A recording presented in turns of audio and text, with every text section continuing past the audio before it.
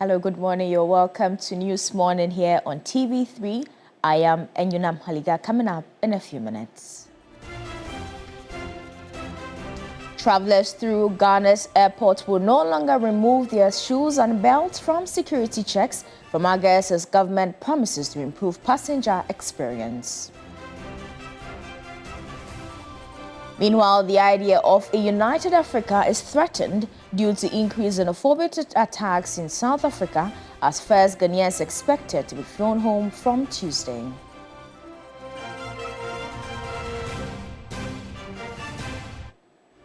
Much later, the Ghana Health Service assures that Ghana is fully prepared to contain any Ebola and hantavirus outbreak in the country.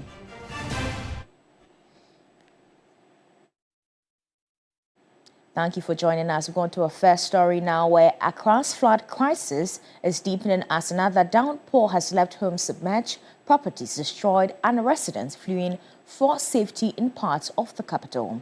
In Kokoko, within the Wejagbawe municipality, victims say poor drainage and unchecked development continue to turn every major downfall into a disaster. A report from my colleague Stanley Niblo. Parts of Accra continue to experience worsening flooding situation with each downpour. Last Friday's rainfall not only inundated homes, but also wreaked havoc in affected communities, including Kokroko in the Wejagbawe municipality, breaking fence walls and destroying electronic appliances. This apartment is one of the hardest hit by floods in the Wejagbawe municipality. On Monday morning, May 25, I visited the area to assess how flood victims are coping with the aftermath. On the news team's arrival, occupants of the apartment had perforated holes beneath their building to drain accumulated floodwaters. But just before they could heave a sigh of relief on Monday, another situation unfolded. What started as droplets of rain gradually intensified, inundating the vicinity. The only storm drain in the area, which conveys large volumes of water to the sea, within minutes overflowed its banks, forcing runoff back into residents' rooms. The occupants then fled to safety for the second time in less than a week. Others who were not at home when the rain started rushed back to salvage their belongings. The floodwaters quickly spread, taking over homes. Inside baby then I say nya baby mponda I say yebegina container nanim saa ma de achi aye pan so to say enema ni na say Regina and her family face a similar ordeal. Na wempo de asase where kitwa and so na started so dan Flooding within this community is not new. The first major flooding incident in the area occurred on June 3, 2015. Since then, subsequent downpours have continued to wreak havoc on surrounding communities. Kokroko, like other flood-prone areas, has a marshy topography that has been filled over the years. Gutters are also non-existent. Other areas, including Sakaman and Dakuma Junction, were also flooded on Monday, while the Odo River overflowed its banks after nearly an hour and a half of rain. The Ghana Meteorological Agency has warned of more rains this year. As the rains set in, the National Disaster Management Organization (NADMO) is urging residents in low-lying areas to evacuate to higher grounds for safety. As residents count their losses and brace for more rains, the recurring floods are once again exposing Accra's weak drainage systems, uncontrolled development, and poor spatial planning. Without urgent enforcement of building regulations, expansion of storm drains, and sustained desilting exercises, communities like Kokroko may continue to relive the same devastation with every major downpour. Stanley Niblo, TV3 News, Accra. Now, away from the floods, Ghana has now joined formally 6 other countries on the continent to roll out an e-visa system, which will take a maximum of 48 hours to be issued. This was reviewed by President John Dramani Mahama, who used the occasion to reiterate his call that Ghana is open for business and called on other African countries to implement the AU Protocol on free movement of Africans as the continent marks its 63rd year since the formation of the Union. Long before the formation of the Organization of African Unity, OAU, in 1963, with the aim of promoting unity, Ghana had been advocating Pan-African ideals and championing integration through trade and economic independence for the continent. To further advance this cause, Ghana on Monday, May 25, launched a portal to facilitate the easy issuance of visas for African nationals and persons from around the world who wish to visit Ghana. President Mahama, who takes over the chairmanship of the African Union in 2027, says Ghana's launch of the e-visa system is to fast-track the borderless concept of a united Africa. The electronic visa system, or e-visa, will allow travelers from all around the world to apply for visas online. They would upload the supporting documents electronically and make their secure digital payments and receive travel authorization in their emails or on their phones. It is fitting that we launch this initiative on Africa Day, the 25th of May. On this day, we're not merely unveiling a digital visa platform, we are reaffirming Ghana's historic commitment to Pan-Africanism, African unity, and continental integration. Foreign Affairs Minister Samuel Okudzeto-Ablakwa dismissed assertions that rolling out a free visa policy for African passport holders and an e-visa system would compromise Ghana's national security. Databases that ensure that vetting and screening is enhanced. So for those who think that the new regime of openness means that we are going to undermine our security, you heard it from the Minister of the Interior. We have put in place the needed mechanisms to ensure that even as we open up our country, we do not undermine the security and the stability of our country. The e-visa application fee is $260 and will take 48 hours for a decision to be made. Another interesting aspect of what the president presented is the fact that from August 2026, anybody traveling out of the country, especially those going out, will not have to remove their shoes or take out their laptops and liquids from their luggage, because a new machinery is going to be installed at the airport, which the president says is going to take away or do away with that kind of inconvenience. We'll update you when that actually is rolled out later this year in August. Martin Esiedudate for TV3 News, Accra. That's good news for travelers, but the idea of One Africa has long been the continent's proudest promises. But recurring xenophobic attacks in South Africa are raising fresh questions about whether the African Union is doing enough to protect the unity. Even after a formal petition by the government of Ghana, critics say the AU has remained largely silent on the matter. For decades, African leaders have spoken about a united continent where Africans can move and live freely beyond their borders. But recurring xenophobic attacks in South Africa continue to cast doubt over that vision. The violence against African nationals in South Africa has sparked growing calls for the African Union to take a firmer stance, with the government of Ghana among countries that have formally petitioned the EU to act. Yet critics argue the continental body has still not responded strongly enough. International relations expert Professor Daniel Dramani Kiposunyezi believes the silence from the continental body risks weakening the very idea of African integration and free movement. I think that our continental body, African Union, has been very lenient to South Africans, and I expect that the continental body should have taken drastic measures against the South African authority.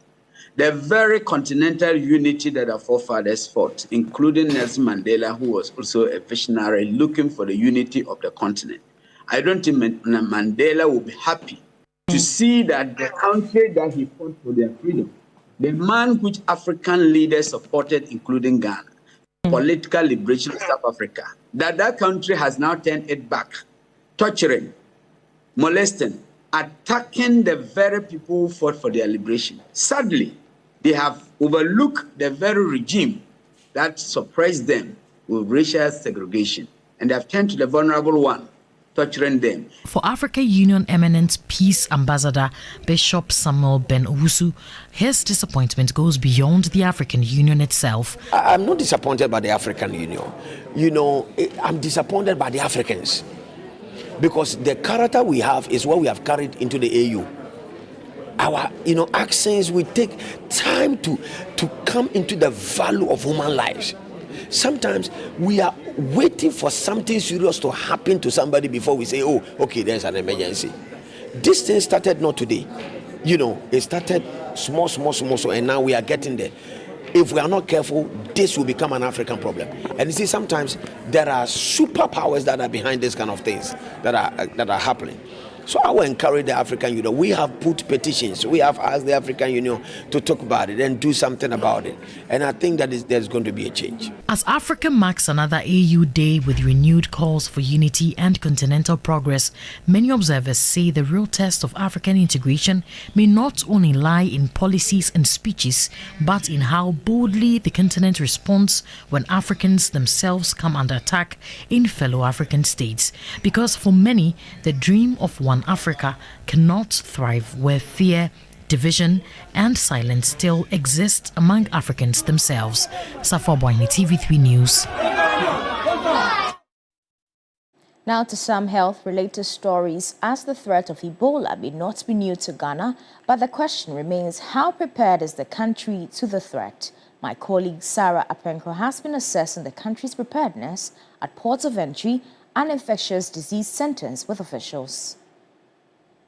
At the heart of Ghana's response strategy are specialized infectious disease and isolation centers established to contain highly infectious diseases before they spread into communities. Facilities such as the Ghana Infectious Disease Center, along with designated treatment and isolation units in regional hospitals, are expected to play a critical role should a suspected Ebola case emerge. Checks at the center, which played a critical role during the COVID-19 outbreak, indicate it is in good condition and ready to receive and isolate patients, support laboratory testing, protect healthcare workers, and coordinate emergency response measures. Private facilities have not been left out. Another critical area in focus is the country's ports of entry. At the Accra International Airport, port health workers are seen attending to travelers with available screening tools. Although a few gaps were identified, health officials maintain that the country is ready in the event of a case. So the thermal thermometers that we have 9 of them. They are being fixed as we talk. We have the people fixing them, but they are being substituted by the handheld ones, which do the same thing, and we have that available, and that is already being done.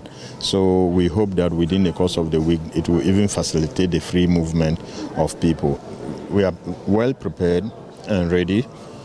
People have institutional memory of what happened in 2014, 2016. We still have that experience from managing COVID, and people were already prepared for hantavirus, and now Ebola came to overlap it, and so we are very much well prepared. We went through the flow. If a patient should come in or passengers come in, how we get the opportunity to sieve, and this is a collaboration work. The guideline will be well polished between all the stakeholders, and then we'll come out with a unique command system.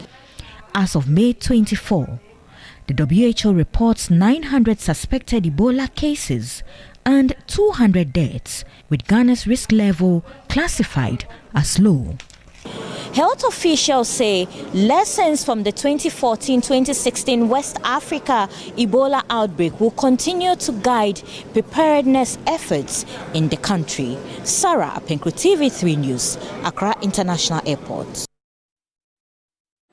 Away from that, the Aircraft Accident and Incident Investigation and Prevention Bureau is making a public report of the Tema light aircraft accident today at 10 a.m. despite the Ghana Police 7 failing to present the autopsy report of the 2 victims to the Bureau. Stakeholders are expected to work on the recommendations within 90 days when the report comes out. A report from my colleague George Queenan. After a month and a few weeks, the Aircraft Accident and Incident Investigation and Prevention Bureau, AIB Ghana, is set to make public the report of the Tema light aircraft crash, which occurred in March this year. According to the Commissioner, John M.K. Mboti, the Bureau is well prepared to address the public tomorrow, which is May 26. And this is 2 days ahead of the original date, which was slated for May 29. We have done a diligent work. We have gone into all length to find out what really happened, and so tomorrow we're going to bring that out, the factual information that we get it, the analysis that we've done with the factual information, anything that we've done, we are going to let you know tomorrow. We'll give the report tomorrow, and also we have some recommendations that we have set them so that tomorrow we will let them, the public, know. John M.K. Nwoti touched on some hindrances in the gathering of information. There were some few things that we needed to add, and that has really delayed. Otherwise, like the autopsy reports and other things that we're waiting for, those still we haven't got them, but we have to go ahead. We've written to the police several times, and they are not responding to us. So we cannot wait because we have a mandate, and we have to also meet ICAO standards, and so we have to go. That is why we have said tomorrow as the day to make the report public. In March, it was quite difficult for people to contact the Bureau, and so the Bureau is making things easier. In case of any emergency, this is the contact number to call. 0800006007, and our short code is 899*14#. For all updates on this very report, the right place to be is TV3, so keep watching TV3 in that regard. George Quinn, TV3 News, AIB Ghana, Accra. Away from that, concerns are growing over the worsening state of lightning at the Kwame Nkrumah interchange, an area widely regarded as one of Accra's busiest commercial and transport hubs. Motorists and pedestrians along this area have been plunged into darkness without functioning street lights, raising concerns among commuters and residents about their safety and visibility. My colleague Noura Mohammed has been following this story and brings us this report. Some parts of the Kwame Nkrumah Circle interchange, particularly the Monument and Fountain Enclave, as well as the overhead, are now engulfed in darkness. And over the past few weeks, many concerns have been raised over safety and visibility for motorists and commuters around this area, in an area that was once considered vibrant and known for its nightlife.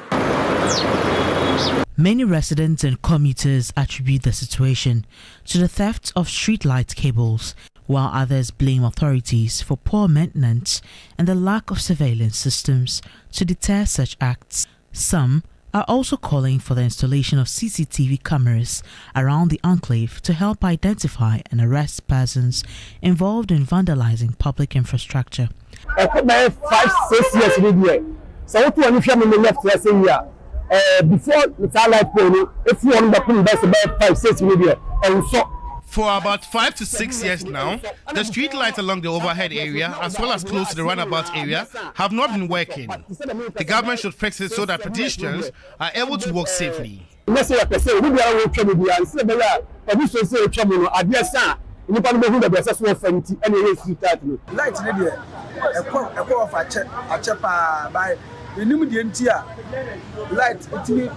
run about you now we are not so far overhead.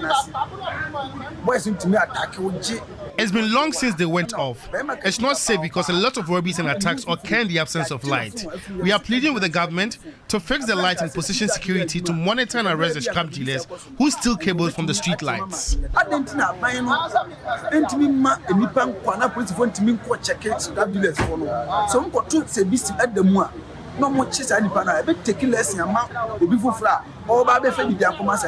The fountain area, which houses the Kwame Nkrumah Monument, was once admired for its colorful illumination and lively nighttime atmosphere, attracting commuters, visitors, and tourists alike. Today, much of that glow has faded, with large sections of the area now left in darkness. For many, the situation reflects the growing challenge of maintaining public infrastructure in the capital and if urgent action is not taken, this enclave will move from a vibrant and attractive hub to an accident-prone one. Nura Mohammed, TV3 News, Accra. We're taking you to the courts now, where lawyers for the former National Signals Bureau have lamented about the frequency of objections raised by state prosecutors in the ongoing trial of Kwabena Eduboahene and his wife.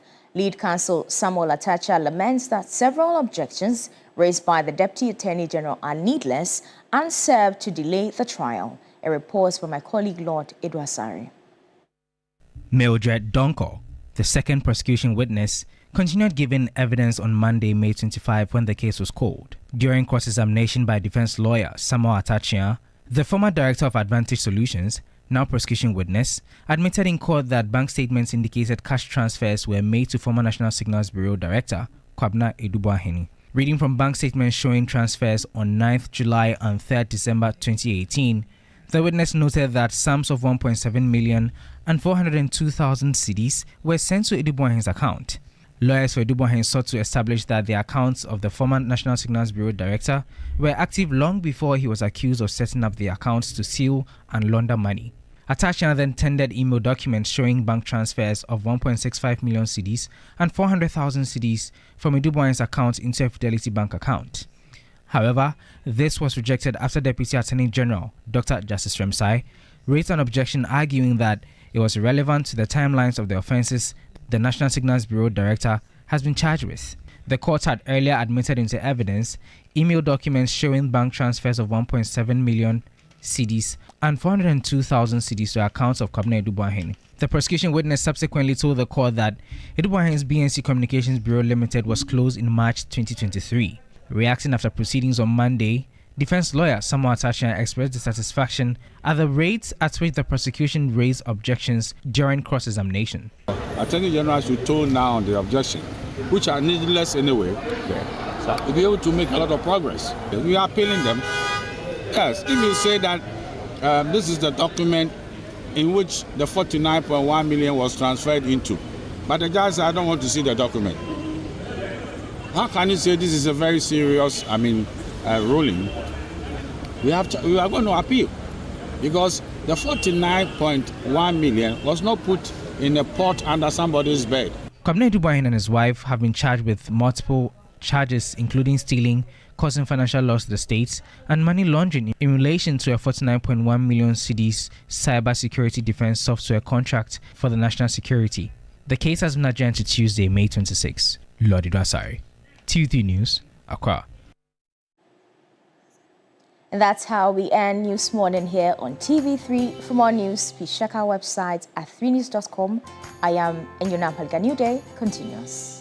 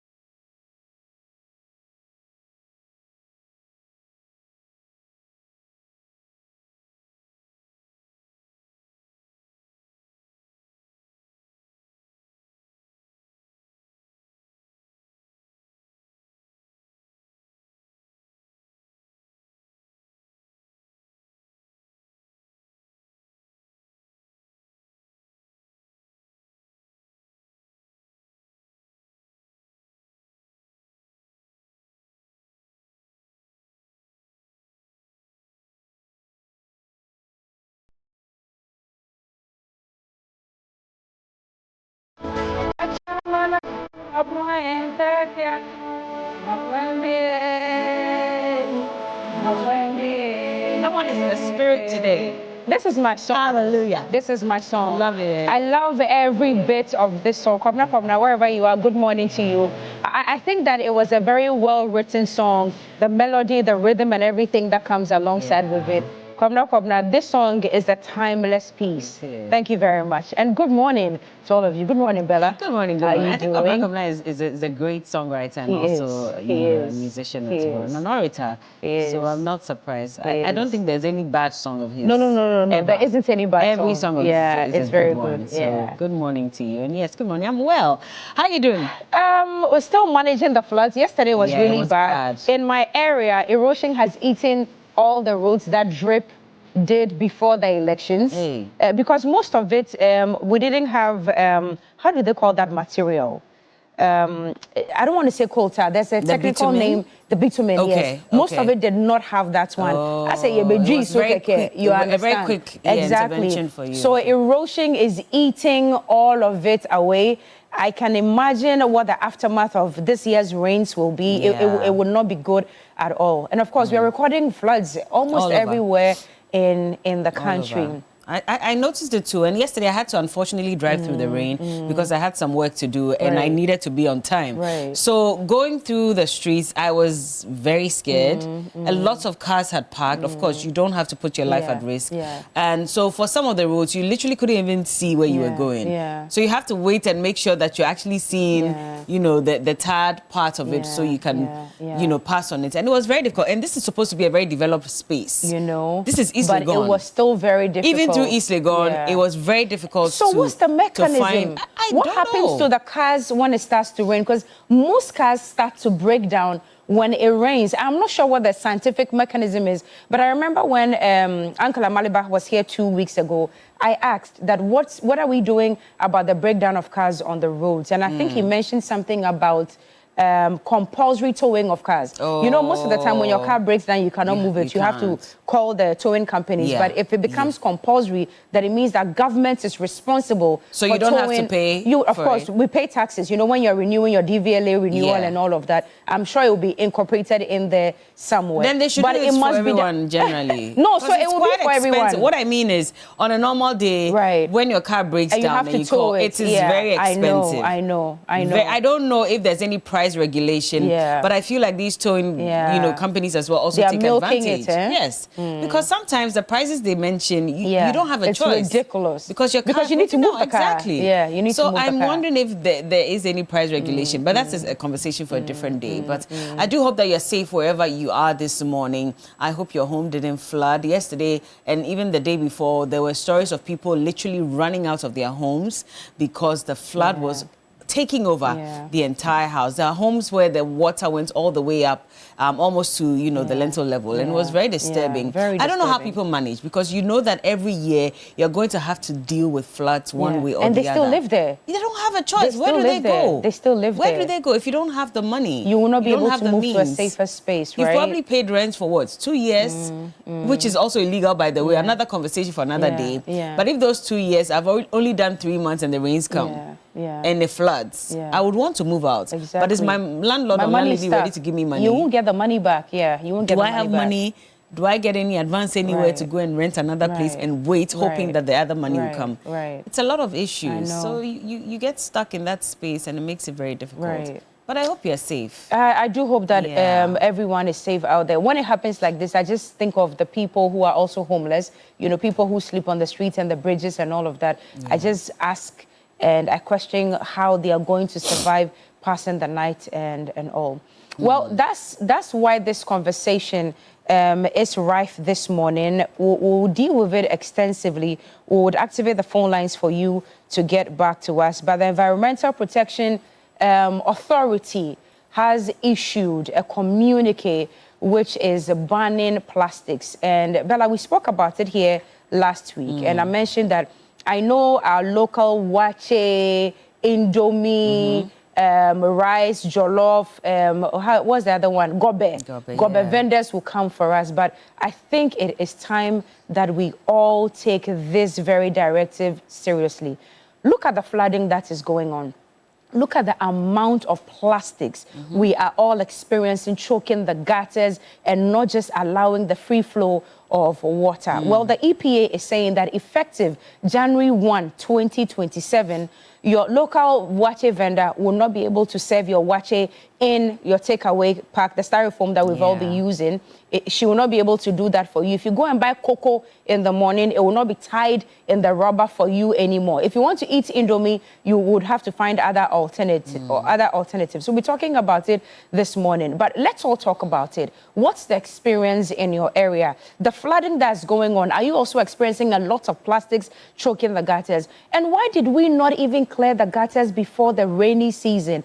We've experienced it year in, year out. This will happen. Houses will be inundated with floods, and we even lose lives. But it's like we just sit aloof and we just wait for the disasters to happen, and then we'll come on TV, we'll complain, we'll talk about it, and then it starts to dry again. Everybody forgets about it. Hamatan comes, Christmas comes, and it's just the Ghana as usual. For crying out loud, we're about to be 70 next year. And after 70 years of independence, we are still, I mean, there are things that we are grappling with in this country that we are not even done solving. we are talking about unemployment, and yesterday it broke my heart when you guys were discussing that 6,000 of all these young men and women who wanted to get into the security services are what? On drugs. Yeah. And it's actually even failed affecting... the drug test. So they failed the drug 4,000 of test, them, yes, failed the drug test. And most of them have mental issues.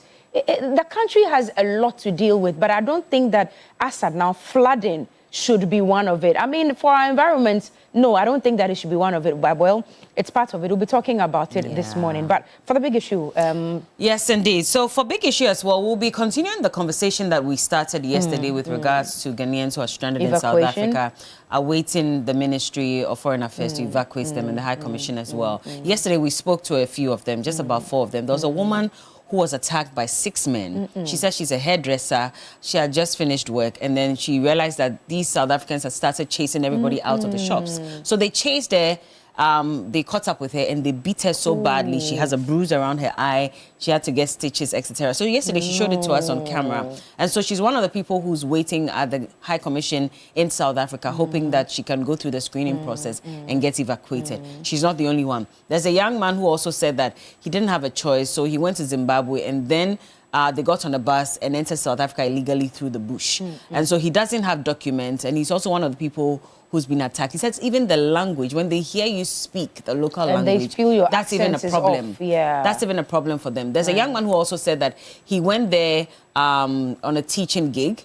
And has been there for a number of years. But after his visa expired and his documents expired, they're supposed to renew for him. Unfortunately, they are refusing to renew. So he is supposed to be there legally. He's helping the education system. And we are here needing more teachers. No documentation. But now they're refusing to renew his documents. So these are the concerns. And we're told that by Wednesday, we're hoping that some 300 of them will be evacuated back into Ghana. There's also some intervention for them. But beyond that, what should be the real expectation for these people? Because a lot of them are saying they don't know what to do. They may not have family here anymore.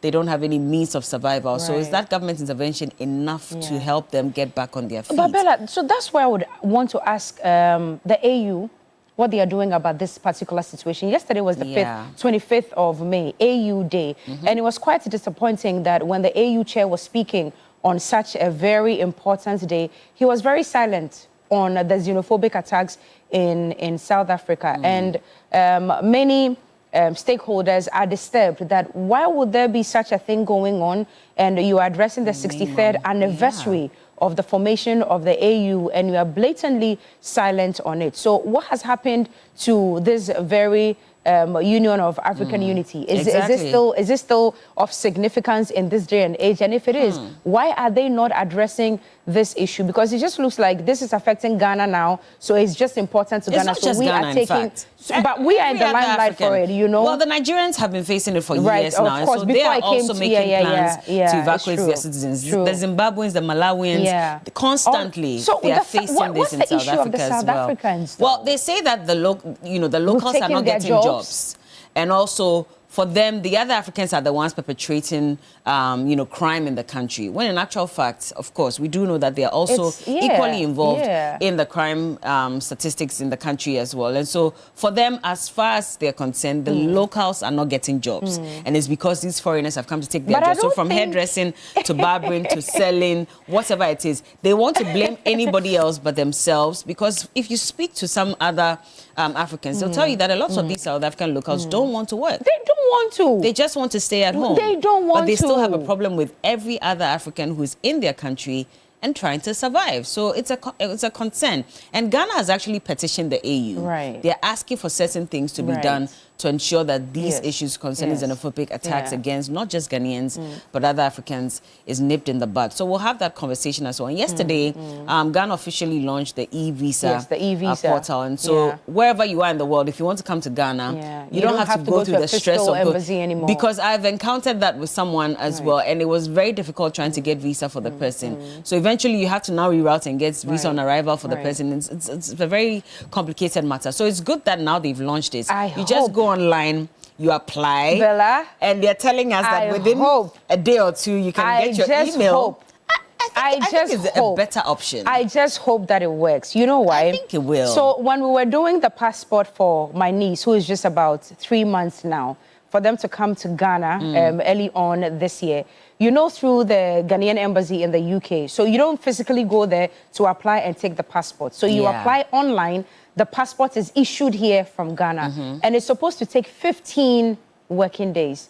You don't want to know how long it took. You don't want to know how long it took. I ended up paying visa fees here for her to come, only to receive the passport the same day that I paid the visa fee. So like that 250 Ghana cedi, that 250 US dollars was just, you know, wasted for nothing. I know someone I just hope that the platform will work. Listen, I know someone as well. So in some other parts, they're supposed to, you know, you send all your details if you want a visa. You send your passports, and then the post agency will now take all the details. But they've been told that they have to keep it at the post office because the commission will come for it. And the commission never came for the passport. This passport was there, and then the post office now sent an email and said, if you don't come for your passport, we're going to have to discard it. I'm not supposed to come for it. Exactly. So now, through investigations, the person found out that apparently the commission was supposed to now pick the passport and they didn't pick it. So it's a lot of stories that people have. And they spoke bitterly on this matter as well. It's not something so that's why I'm just hoping that whatever platform it is would work, will not have challenges here and there. Because like it's one thing launching an app, okay, or talking about an intervention or launching an intervention, but it's another effectively having it to work, you know. Let's remain optimistic and see. I mean, this is supposed to solve a problem. You know, so we hope that it really does. Let's give it time and see how it goes. And then after that, we'll see what else they might introduce to fix the problem. But yes, we have guests joining us on the big issue this morning. And very quickly, let me go through the list. I have, as usual, Austin Braco-Powers. He's a private legal practitioner. Dr. Owusua Eshianote is a research fellow, Africa Institute of Migration and Security Research. Tanko Rashid Computer, acting CEO, GIFEC, and a member of the NDC. Emmanuel Senyo Ameplenu is a member of the NPP Comms team, and Dr. Ramsey Inusa, Director of Political Research, United Party. So we have a full team, full house as well, and we hope to have a good conversation today. All right. Welcome. This is still TV3 Newday. We are just about to get into this morning's segment. Please stay with us. Don't go anywhere. All right. Are we cashing out this morning as well? Yes, we are all MTN subscriber. You're dialing *439#. You're choosing option 2. Option 2, which is the TV3 option. Please follow the rest of the prompts and you're good to go. You're good to win in a wholesome 1,000 Ghana cedis into your Momo wallet this morning. Please start playing now to increase your chance of winning. All right. Welcome to this morning.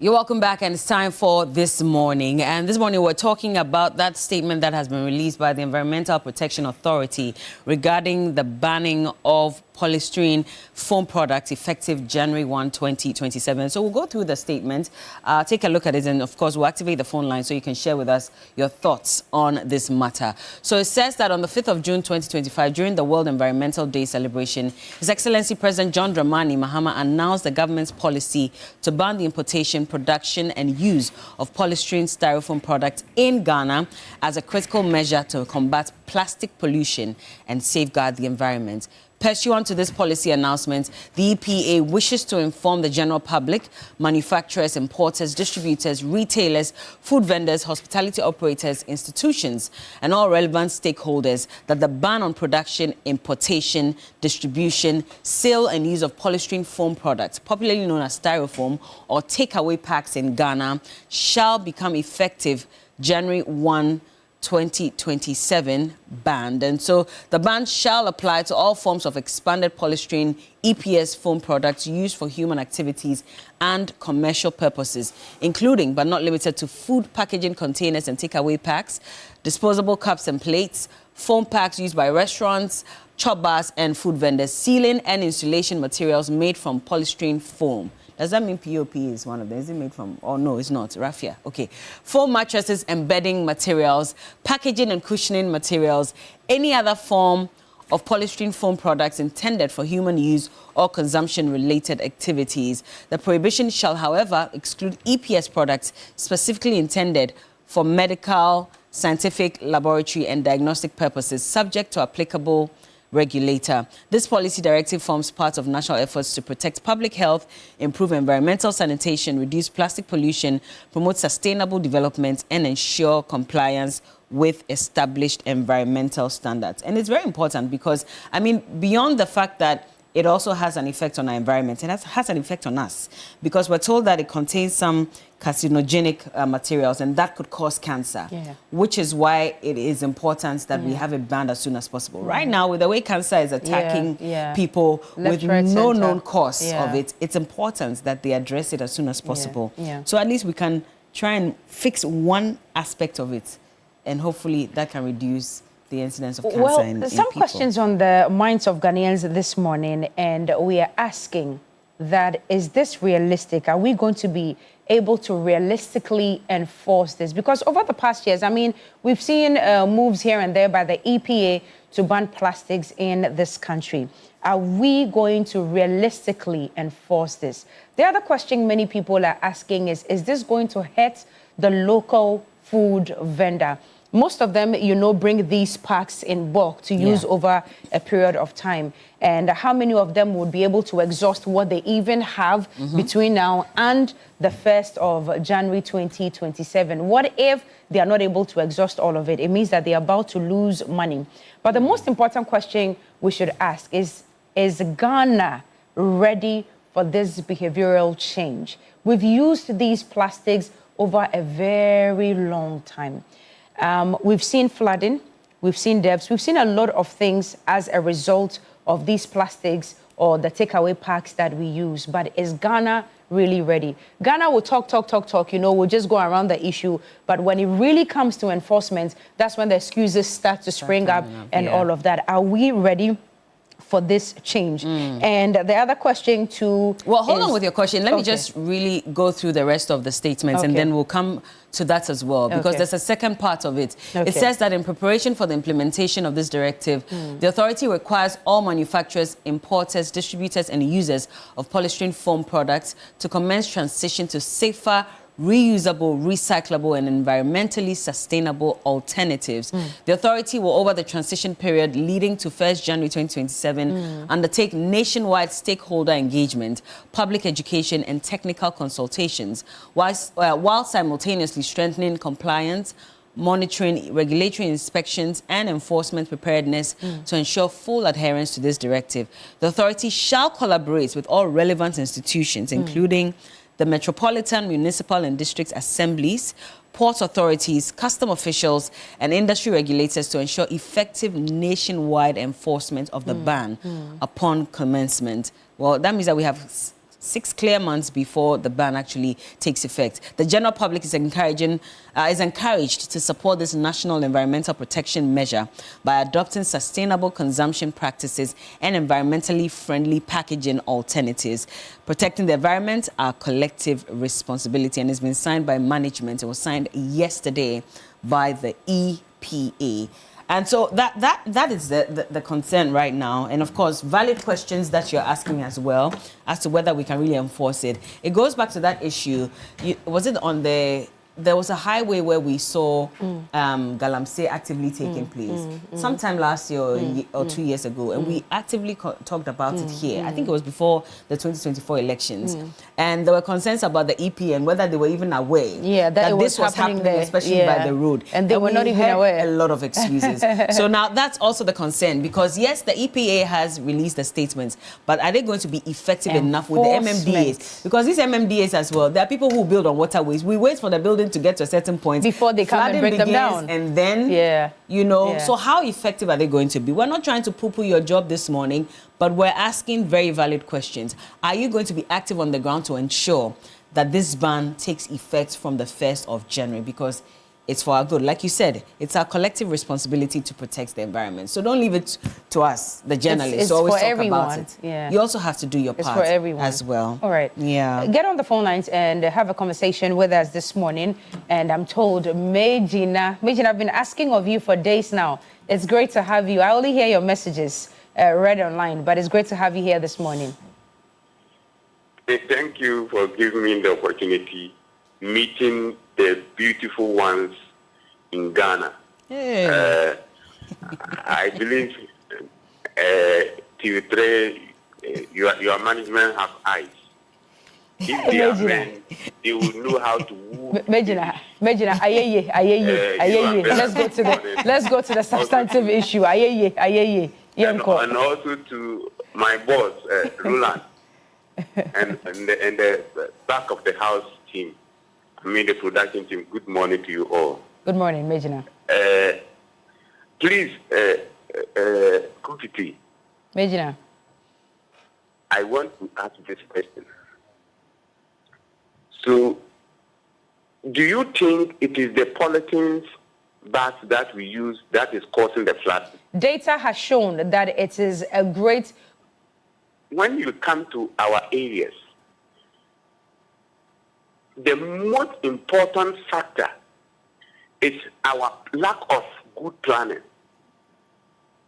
When you come to Sunyane, people have built on waterways.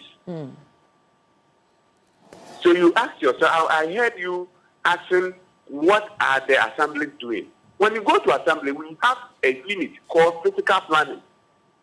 Now they have turned to be people demarcating land for people to build. They don't see people building on the waterway. Just recently, the Nyamai said, if he see anybody build on the waterway, he would take the law into his own hands to demolish that structure. And I support that idea. Why should we sell land on waterways to people to develop?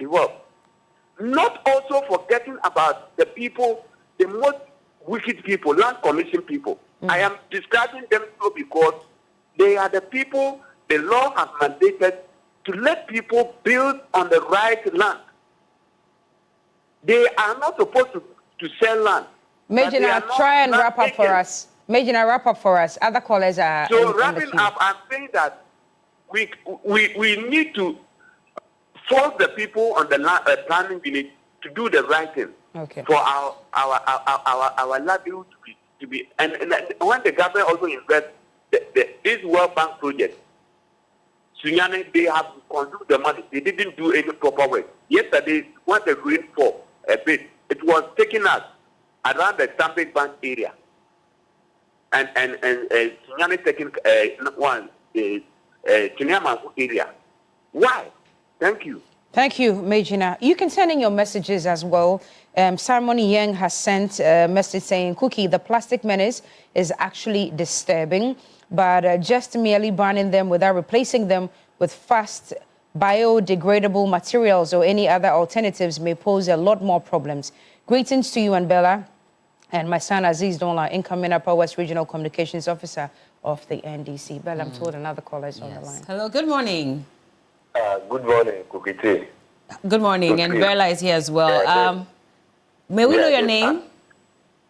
This Anand Sapperman. All right. This morning. Good morning. Let me take the opportunity and greet my boss, your own brother, Ronald, and then everyone, all the media general staff. Thank you. My issue this morning is the way our people rethink. And by the way, let me greet my MC, Honorable. By the time you finish greeting, all the time is gone. No? At the Amasaman constituency. Please go straight to the point, sir. I'm saying that let me use this opportunity to greet my MC, Honorable Boss, we understand, but there are lots of people who are also waiting. So you've greeted a few people. Please. Okay. What they call top of my He has started doing removing the gutters inside. And you see, our country, the plastic things that we use, some of the people who are now building, they will build and cast all their house with cement. So when they have the boiler, they will come outside the fence wall and then put the boiler there, minding that they will burn it. And they will put it there for some time. So before they run, the boiler will fly away everywhere, and our gutters will choke. So specifically, it goes to those people who have money, who have built for themselves. They don't think about the nation. So as they are now going to ban this rubber, we should all think those who are also, it's their business that getting small coins inside. So somebody, you get your own money to go and build. By your reckless or whatever, the person who have only maybe 100 Ghana to do business is now going to lose his business. So we too, Ghanaians, we should be reasonable sometimes. Thank you. Thank you. I don't want to believe that anybody will lose their business, because in this case, they've given enough time for them to move on to other ways of producing packs that are environmentally friendly. I mean, you buy food and you see it in paper packs anyway. So maybe we can start producing that. And that way people will still stay in business. We have another caller. Hello, good morning. Welcome to TV3 Newday. Hello, good morning, my sister. Your name and where you're calling us from? My name is Babaka. I'm calling from Katanko, Swayze. Okay, but please listen to us through the telephone and not the TV sets, because I can hear the feedback. Yes, my sister. Thank you. Good work you are doing for the country. You are doing a fantastic job. Thank you. This morning, let me graduate to my chairman, whoever you are. Are you still there? We've lost Hello, him, good morning. Oh, we unfortunately. have. Yes. Okay. All right. We'll get to messages now. Kenneth Salah Yusuf on Facebook says, Cookie and Bella, in fact, I'm very disappointed in the AU. Such wicked xenophobic attacks on fellow Africans, and they are mute.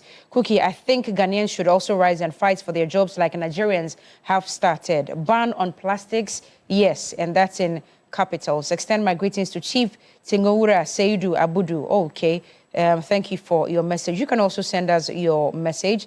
There's a long one from Humado Sichupe, and he says, good morning to the both of you. Poor plastic management and harmful chemical exposure can increase health risks over time, including cancer-related. Bella, you mentioned that early on. Including cancer-related concerns, hence its ban. Unfortunately, society often talks more about cancer than taking proactive measures against it. Regular screening, early diagnosis, public education, healthy lifestyles, and improved healthcare support are essential in reducing cancer cases and saving lives. We must move beyond speeches and invest in prevention, awareness creation, proper waste management, and accessible healthcare systems to effectively fight against that problem called cancer. Humado, this is a very good piece. Thank you for your contribution this morning. And I think that we must take it seriously because health experts are still not able to tell us. Hold on, I think we have a caller. Oh, there's a caller? Yes. Okay. Hello, good morning. The flood-related issues. So if the authorities are listening to TV3 now, they should contact me so that the way that we can go and then stop the business, the flooding, and then we do it. Sorry. So I missed a bit of what you said. You want them to stop what business exactly? You see, no, the roofing, the water from the different rooftops, if they come together, it makes, what do you call, that caused the flood. Ah, okay.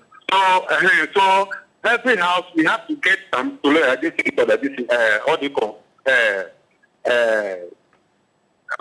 manhole at every house, so that the water that comes from the roofing, we store it and use it for other activities. All right. That will make the stop. But if they stop the plastic,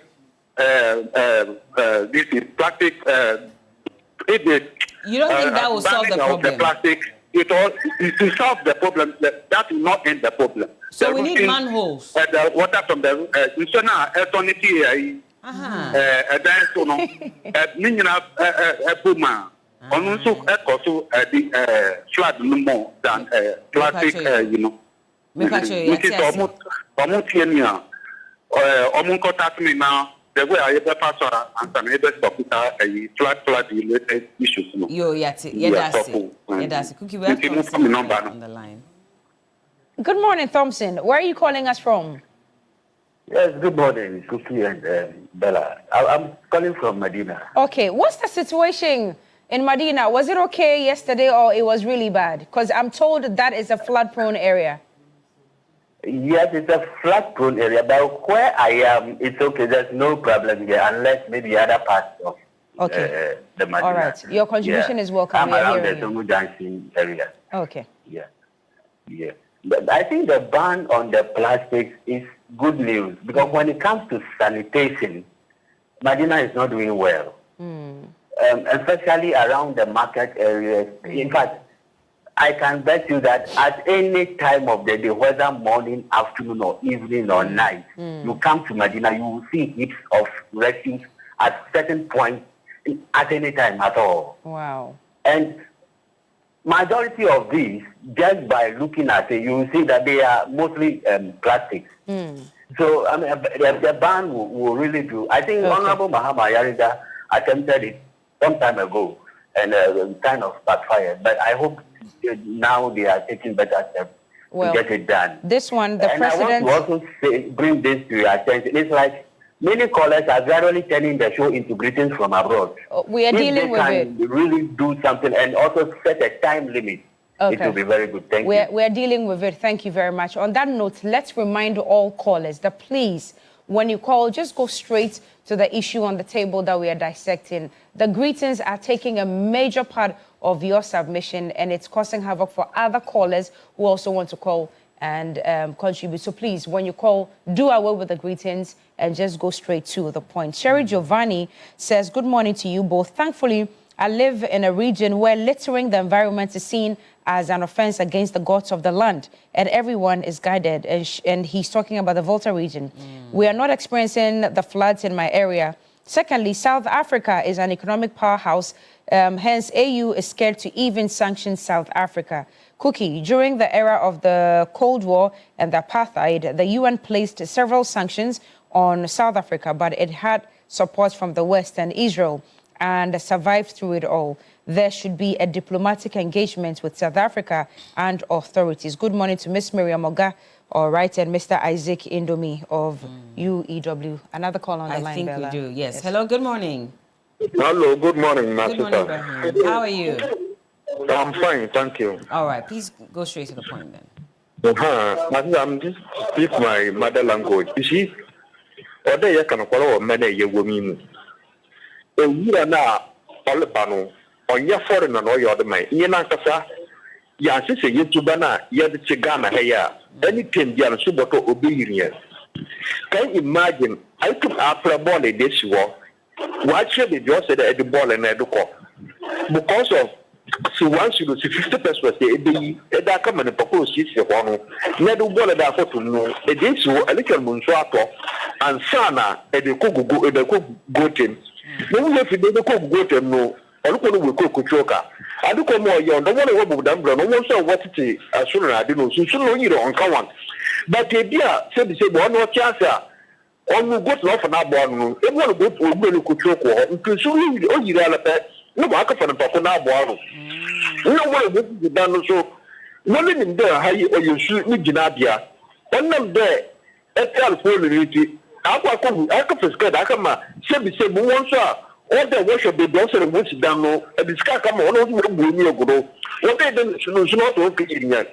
If you're gonna, you're not saying you should not walk on them and love no damn man. If you are sitting with Subana, let's the money you're required, you know what to obey you because young credit the best say yes, Suban. Praise the God, but nobody there. All the women not to hear, let's say, yes, Suban, they are far going to pay a far bonnet, but then I'm going to put out on any. And now to block cleaning the a man now one of what's happening, or one way a man boy ye. Let's say that the monetary the money more than a man why ye. If you say you should be able to put in which I'm chairman and that to be the old Yaman. Yeah, that one you know see. I like your fancy. Elective fancy. Because I heard you say in your. Me try to understand it. It moved to 2026. Now I'm what 2012. Me understand the previous sentence. No, but I think I caught a big part of what he said. Of course, basically a behavioral problem that we have in this country, and the fact that we are not implementing our law. So the MMDAs are there. Yeah. We're not seeing them do their work. And so people are building all over the place. And we ourselves, we also have a problem. And that's true. And so there's a message here that adds to that from Raphael Apeji. And he says, environmental issues are common sense application and not egoistic. Waste can best be managed at the point of generation and not at a strange point. People buy things in rubbers and just drop them anyhow. Environmental sustainability just has to think globally and act locally to prevent escalation. Raphael, this is a very, very good message. And that was the question I asked.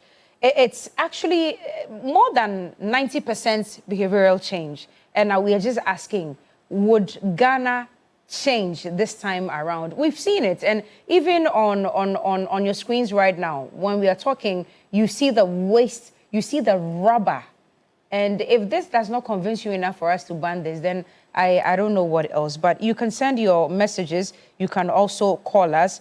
Bella, if you don't have messages, I have one from Prince Henry Koforidia, who says that I support the ban. Ban after ban, and then what next? The various assemblies should support the EPA to implement the banning so that it will benefit all of us. PHK, we hear you. Landlord Bolga D. Line says that this is a great step and it's welcome. We should also regulate plastics. Plantain leaves are the way to go, or use your own bowls when you're buying food outside. Now, let's think about this. If you ban it, then it simply means that it will be having a negative effect on us. So if it's going to be effective from 2027, it simply means that you do not care. I don't understand the last part of your message, but yeah, landlord from Bulgaria. Do you not care that what? Okay, then let me just finish it. He says that if you ban it, then it simply means that it may having a negative effect on us. So if it's going to be effective from January 2027, it simply means you do not care about the effect during these 6 months period. Of course, government cares. That's why they are giving you some good 6 months to do away with them. How can you tell me poison is dangerous, but I should drink it for now and stop using it next week? Of course, we have to be realistic as well. I mean, landlord Bolgadila, you just can't get up today and say you've banned it totally today. What happens to the normal water seller? Have you provided other alternatives for these vendors to use before you ban it? So I understand where you're coming from. I don't think that the effect will be negative. Of course, we are trying to phase it out, and it should take time. Government is not insensitive to just get up and say that effective today, we are banning all plastics. That's why they've given you exactly. You take your hands. Or you take your bowl to go and if you don't have a bowl, when you get the anti-mommy watch it too. No, they go and say mama. Yeah, but we need time to phase it out. So please be patient. The issue about the polystyrene foam. Now, if you read on it, it says that. It causes severe environmental damage through its toxic manufacturing process, extreme resistance to biodegradation. And with that in particular, it says that it does not readily decompose. It persists in the environment for hundreds to thousands of years, meaning nearly every piece ever created still exists in our environment. So that should tell you how bad the situation is. Nearly every piece, because it doesn't decompose. If it's taking 1,000 years, we're in what? 2026. Yeah. So we probably have plastics that were produced maybe 1026. How do you even say 1026 or whatever? You know, I've always tried to pronounce it. Still in existence in our environment as it stands now. Yeah. So when the rains come, if they've choked one gutter or drain or the other, they still get washed back onto the streets. And then eventually we sweep them, put them back. They find their way back into the environment. They never really go away. So we have to make do.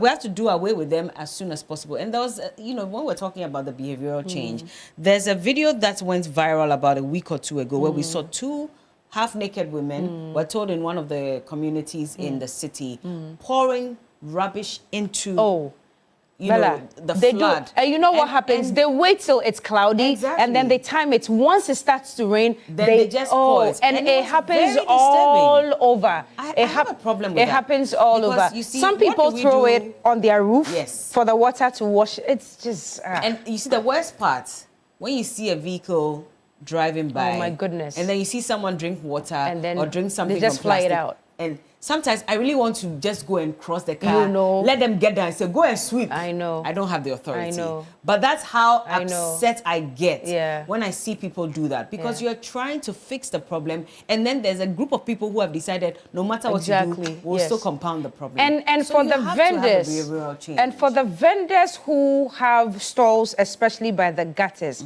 where they make no trimu, munya se mo pra anopa rubber ni nyina no mudi gu gutters no mo. It is wrong. Don't do that. A woman on the Spintex Road fought with me one morning when I was going for a walk because she was sweeping all the plastics into the gutter. I approached her, talked to her nicely, and she flipped only because me correcting no. Ghana subaino no, please. For those of you who have stores, more stores are a walk gutter no yes remo.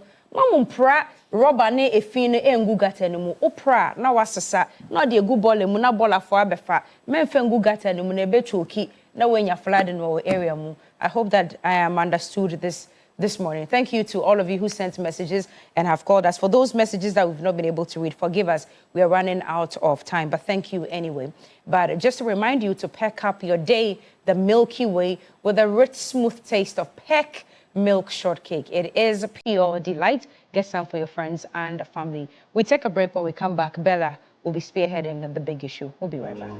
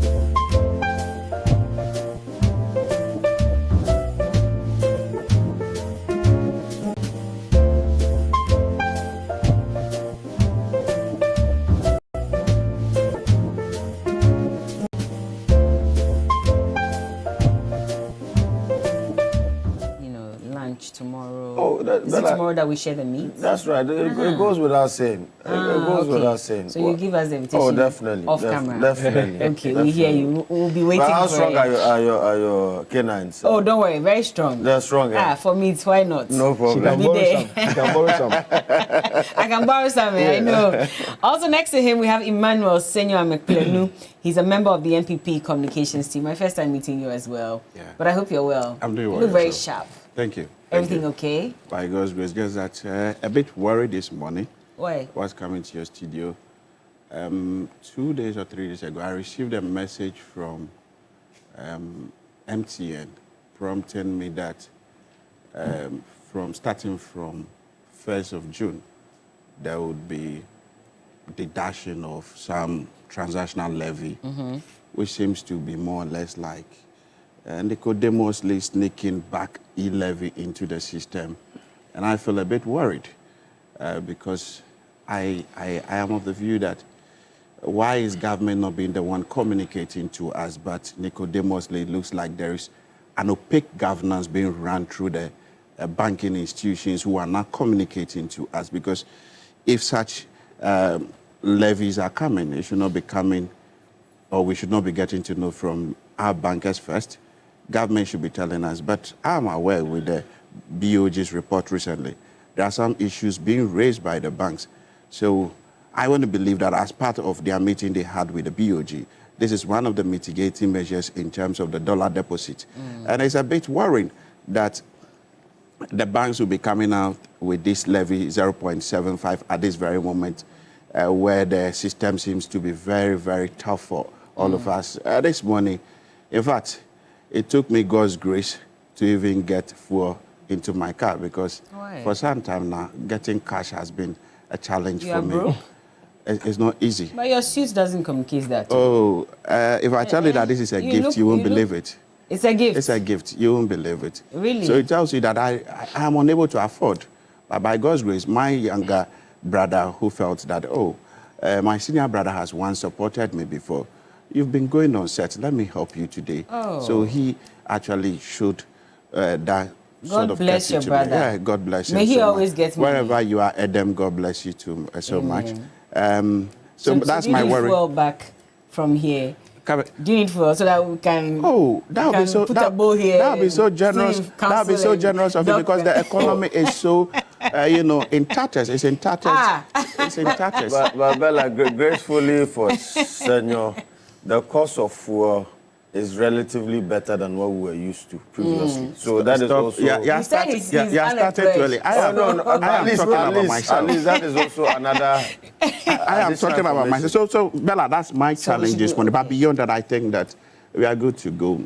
At least God has given me grace to walk or drive from my house to this place. I should be grateful. We thank God for that. And please, producers, get the bowl ready. When we are done, we'll do off a tree. I'm sure your colleagues and my colleagues, they will be the first people to, we'll contribute. Yeah. If I see this, it's going to be a harvest time. We'll do I know, harvest. right? Yeah. We'll do Monday, Tuesday, Wednesday. Yeah. See how council is even laughing. He's even shocked. Oh, because he has made more cash.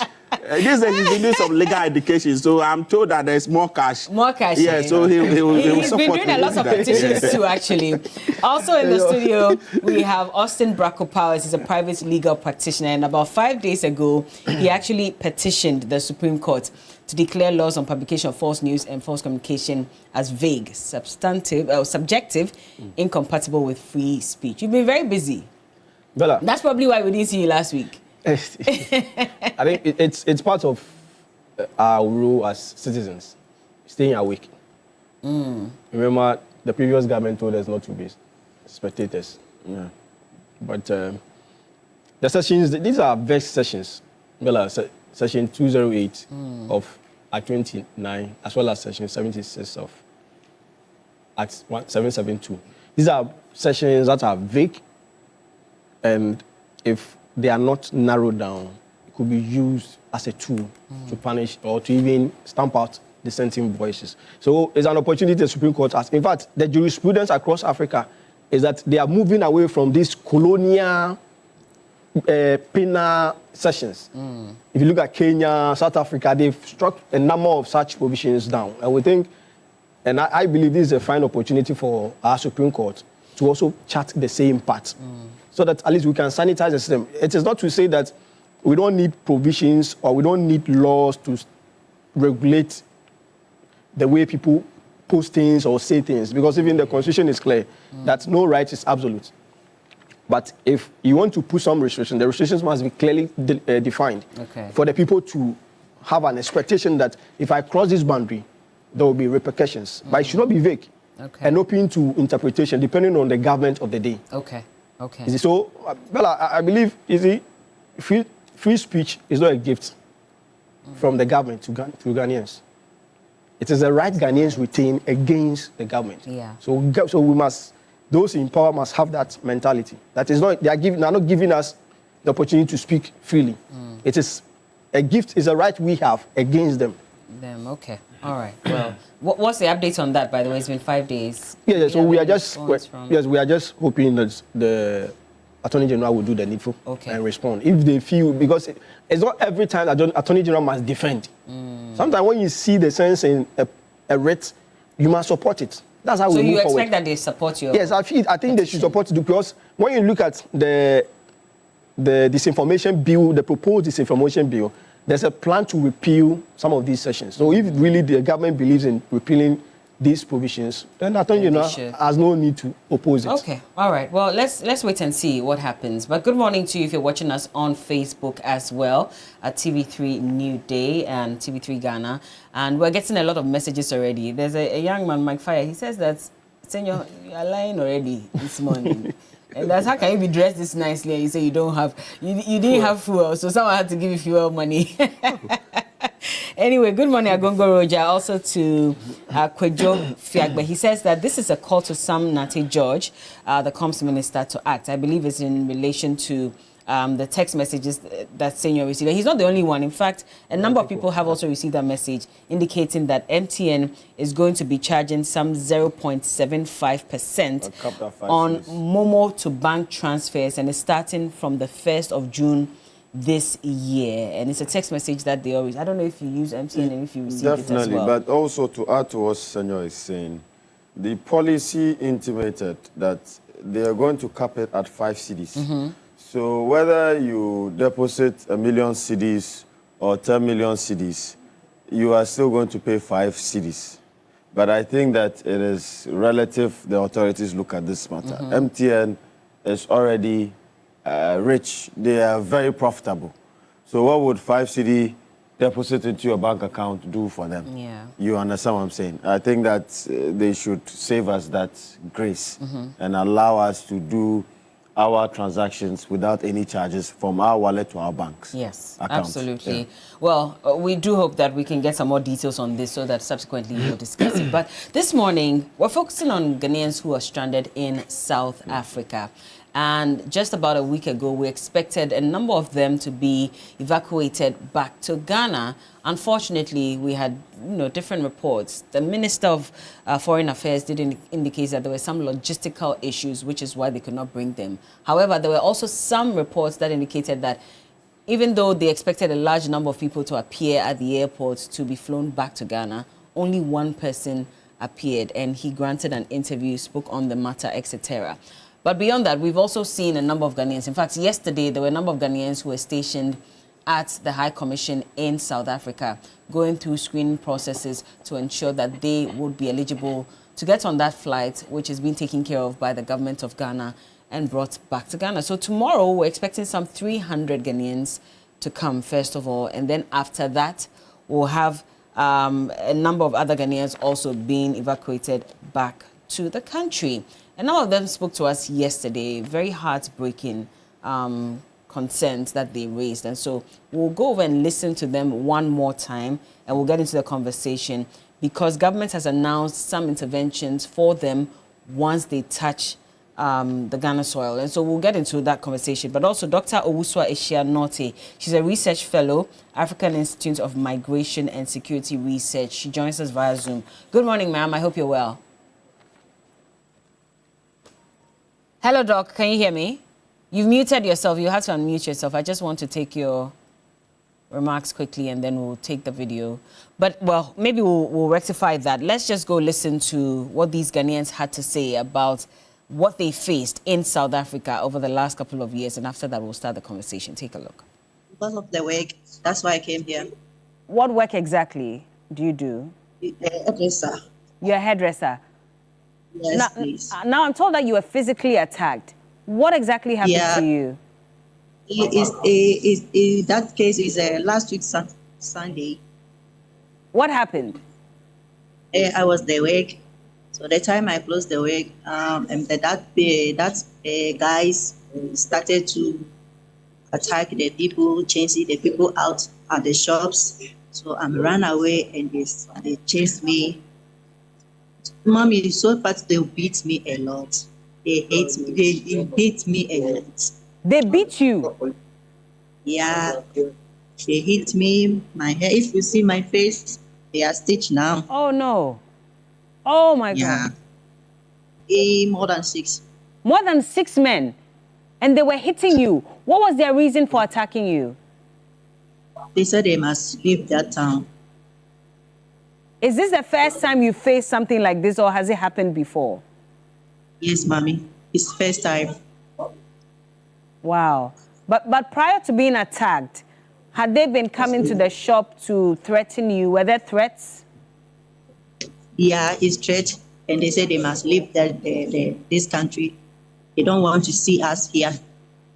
All of not only me, the Ghanaians. So you're ready to come back home now? Yes, please. Okay. And so you're one of the people who's registering, hoping that by Wednesday or whichever time they can bring you, you'll get on that flight and come to Ghana. Yes, please. When you come, are you concerned about what work you will end up doing here? Yeah, because I don't have anything. In case if I'm coming home, I don't have anything to do it. But if I get something, I'll start my business. South Africa, say Kope Jumaye. It's now in fierce any. The 3 years, minya 3 years. In this month, minya 3 years. Na 3 years, minya ya na mesabe fie. Then Emma wa be fie. Kache.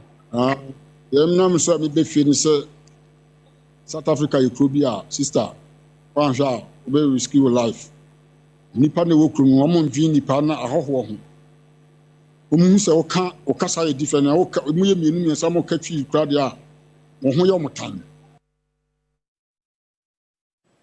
All right, and these are some concerns by Ghanaians. Unfortunately, that woman was attacked by 6 men. Very heartbreaking. And, I mean, it's only by God's grace that she's alive to tell her story. We don't know about other people, not necessarily Ghanaians, but other Africans who may have lost their lives as a result of these xenophobic attacks. There's also a teacher who spoke to us, and he says he went to South Africa legally to teach. But unfortunately, when his license expired and they needed to renew it in South Africa, they refused to renew it. And they want him to come back home. So he's ready to come. Even if they post him to the north, he's ready to go and teach and give back to Ghana because he cannot take the attacks anymore in South Africa. Very heartbreaking concerns there as well. But again, let me just say good morning to Dr. Owusua Ishia-Norte. She's a research fellow, African Institute of Migration and Security Research. Good morning, Doc. Good morning, Bella. Thank you for joining us, and I hope you're well. I am. All right. Thank you very much. I'll come back to you shortly, but let me start off with Dr. Ramsey Inusa on this matter, especially because government has announced that beyond evacuating these Ghanaians, they also have some reintegration supports that they'll be providing for them. So transport assistance, once they touch ground, they'll provide transport to wherever it is in the country that they would want to go to. There'll be direct financial aid upon arrival. There'll also be additional stipends to help affected persons resettle after fleeing emergency conditions. And there will be psychosocial support and economic support for them as well to start businesses. But listening to these Ghanaians and understanding what they've been through, how do you feel about all that's going on? Well, the pictures I just saw, I mean, it's giving me a feeling of melancholy this morning. I feel so disappointed that even our woman had to go through this barbaric, Afrophobic and xenophobic act perpetrated by these miscreants for their own political agenda. What is happening in South Africa today is I would say it's propagated by some form of political undertones. What do you mean by that? Yes. It is an internal struggle for power because don't forget that the local government election of South Africa is nearing to a close, and therefore the political actors, especially elements of the MK party, which is a breakaway faction of the ANC, right, are doing as much as possible to make the incumbent government of the ANC unpopular. And so you realize that issues of migration, right, have always scored people have used that to score political points. The US is no exception. We've seen how the elections between the Republicans and then the Democrats, some utterances made by certain senators and politicians within the United States, and of course Donald Trump has been known to make certain utterances against even Muslims. And at a particular point in time, he called us a shithole. Yeah. We Africans, a shithole. And so, Bella, I think that what I'm seeing today is a betrayal on Africa's history. These miscreants do not appreciate the sacrifices made by the African continent, especially Ghana, Nigeria, Zimbabwe, Mozambique, Namibia, in their struggle against the apartheid regime. There was a particular point in time where Ghana was giving them a safe haven to rejuvenate their political weapon against the apartheid regime. We gave them an opportunity to use our passports to go across the world to lobby world leaders so that they get the enormous support against the apartheid regime. And today, they turn their backs at us and say that we are the problems of their country. I think it's quite unfortunate. They stood there and allowed the white South Africans to dominate their economy. And today, 70% of South Africa's wealth is held in the hands of these white South Africans, right? And if not because of the contribution of we Africans, I'm not sure they would have even maintained this 30% position that they're enjoying today. I think that if there are issues of joblessness and unemployment in South Africa, the panacea to it is not violence and attacking fellow Africans. It is a policy intervention that should be undertaken by their own government.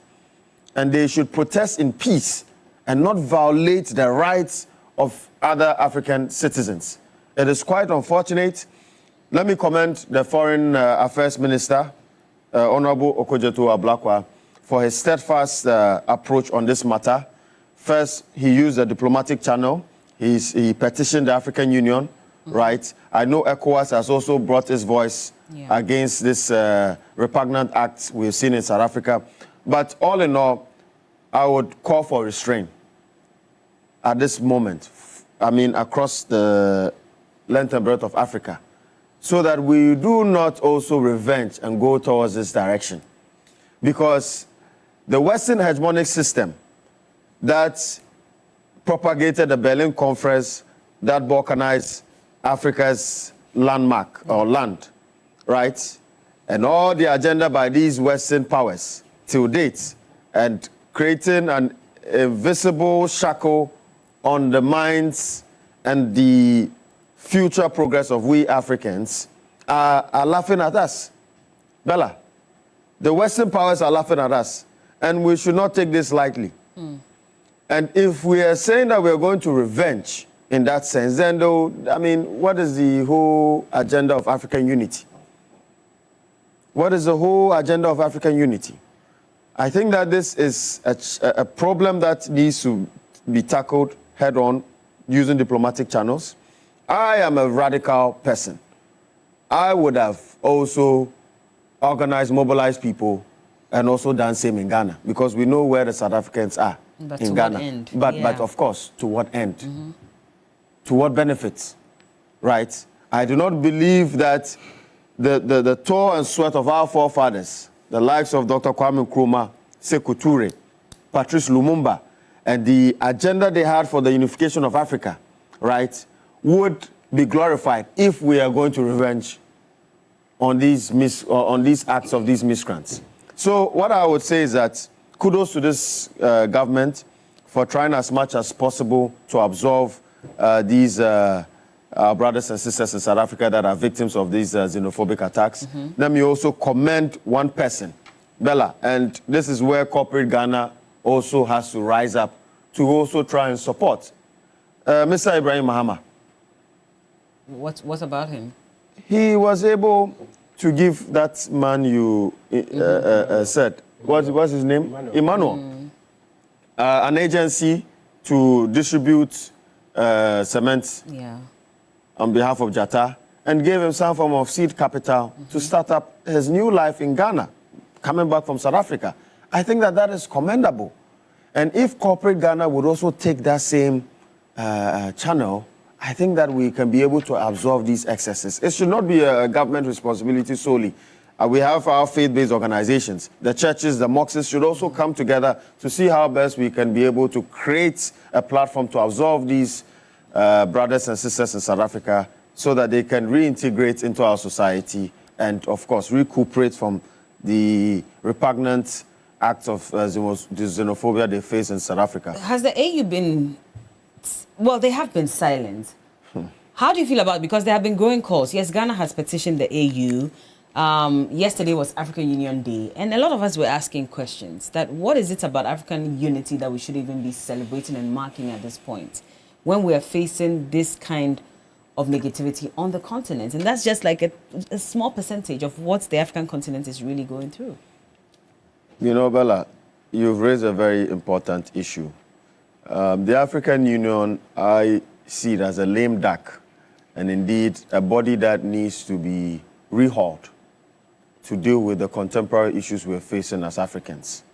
The African Union is more like a platform for just political speeches with no real action. That is how I see it. And if you look at the structures of the African Union today and how the African Union has been influenced by certain Western powers, and indeed some of the Asian tigers. Today, let's look at the building in Addis Ababa. Who built that building? The African Union built. Who built it? China. It was not funded by us. To what extent? Why would China build that huge edifice for us? What is China's interest? I think that there are serious issues that the African Union is dealing with. We need to reform the African Union to deal with the contemporary issues. The length and breadth of Africa are demanding for a permanent seat at the UN Security Council for we Africans, a continent of over 1 billion people. And you tell us that we cannot have a permanent seat at the world's most significant body when it comes to security issues. It is quite unfortunate. And that needs to be re-echoed and rehashed. And that is also a kind of, what do you call it, a paradigm that exposes the weakness of the African Union. Because since the year 2000, right, and post-2000 when we went to have the Eswatini Convention, and that's propagated that the African Union will lead a charge for at least 2 permanent seats on the UN Security Council. To date, we are not seeing that effect. So I think that going forward, we need to put more political pressure. We need to harness that collective Pan-African responsibility and educate our people of what Pan-Africanism is. Okay. Because, Bella, I do not think that we understand what Pan-Africanism is. We still do not understand that. And that is why today, a Ghanaian young man will get up and see a Ugandan woman and would want to marry the person, but the parents will reject the Ghanaian because he's Ghanaian. He's Ghanaian, yeah. Right? I mean, even in Ghana, in Ghana, we do it to ourselves. So. In Ghana, in terms of tribalism. And indeed, Chinua Achebe's book, The Trouble with Nigeria, espoused the Igbo problem. South Africa is also dealing with the Zulu problem. Yes, because all these people propagating the acts of xenophobia are from the Zulu tribe, which is quite unfortunate. I've not seen the Zulu king come out to put these people to order. So as part of the advocacy on this platform, I want to see a sanction on the Zulu king That's number one. And sanction on other proponents or propagators of these acts of xenophobia and these marches that are causing mayhem in South Africa, that are affecting the well-being and the safety of our fellow African brothers and sisters. Let me bring Senior in, because, I mean, government has disclosed that they have some interventions, financial support for these Ghanaians once they bring them. Definitely a step in the right direction, is it not? Well, thank you very much. Again, very good morning to you and good morning to my colleagues. I bring you greetings from His Excellency Dr. Alhaji Mahmoud Bawumia, the next President of the Republic of Ghana, come 7th of January 2029. He extends greetings to your good self and the public this morning. We're grateful. Yes, indeed. Let me say that it's a step in the right direction. However, I have few concerns that we have to look at critically. More importantly, now, first of all, let me register my sincerest displeasure towards what is going on in South Africa. I was on a platform with activists who needed to make their voices heard concerning the issue of what is happening. It's so bizarre for citizens to take the law into their own hands and be beating people, all in the name of they have taken our jobs, they have taken our women. Like, I just cannot fathom what the issues are. So it tells me that a country like South Africa is a lawless country. It means that they have papers that they claim they have written laws, but the laws are not working. The laws are just like the stone old age. That's like, you just cannot fathom what is going on. Now, there are instances where in our conversation, you see these South Africans very vociferous, indicating to you that they support what their colleagues are doing. And I ask myself, are these guys human? Like, who is actually giving them that energy to do what they are doing? Yesterday on your sister station, 3FM, I was telling them that, sincerely speaking, it has dawned on me some time back, these few weeks, to just gather boys and let's go and tell MT and pack your things and leave the country. You've thought about it? Yes! Are you happy with what the people are going through? There are South African businesses in this country. There has never been a single day, or there is no record to prove that any Ghanaian has attacked any South African in this country. If there is, that I don't know, let them show it. Look at how our people are treated. Like, Charlie, Sebe, sorry to say. And to Magokra, it's so bizarre. And you ask yourself, what is leadership doing? And this thing is not starting today. This thing is not starting today. It's been a recurring situation. And when it comes, we put up a firefighting approach and we go back. We do not think about the long-term effects or the long-term plan as to how to stop it. It happens to Nigeria some years back. And this time around, it is Ghanaians. Even the Zimbabweans as well. Yes, but the Ghanaians are even facing it more. Now, the annoying part is the toothless organization called AU and ECOWAS. We are not interested in the fanfare. They have organizing conferences, go and, put themselves under one roof and tell you big grammar and big policies. When did this happen? I'm trying to understand. No, I'm talking about the fact that, most of the heads of state, they organize conferences, summits, the heads of state, you see plenty securities. The securities are needed for your citizens. One of the core mandates of every leader, the basic core mandate is to make sure you protect your citizens. Now, coming down, there is a situation in South Africa. Of course, I'm happy that the first gentleman who came got support from a private individual. That is fantastic. I will not sit here hypocritically and say that it's a bad thing. It's good. I just complain about the fact that I do not have fuel as I was coming. So generosity is good. However, let me state that the approach of this whole situation must be looked at. And let me commend the minority for their continued support in drawing the attention of the government on the approach to take. Now, one of the things I've realized is, if you listen, somewhere last week, there was supposed to be an evacuation of 300 people. Then the next thing we heard was it is postponed due to issues of logistics, issues of legal permits and medical screening. When you ask me, per statecraft, that is a breach of security for these people. How so? I'll take you there. Okay. Why do I say that it is a breach of security? Now, in doing in evacuating people, there are key measures that you need to look at when you are evacuating your citizens from a different country. It seems, or it appears to me, that the Ministry of Foreign Affairs is being run on social media instead of applying, sorry to use the word, wisdom by bringing everybody on board. And I'm going to explain, and this is not to be taken in a bad context. If that is it, I withdraw it. It appears that it's being run on social media instead of being tactful and diplomatic about the situation. Now, here you are, you have declared to the public that 300 people will be evacuated. You have told us the date, the timeline, the processes involved.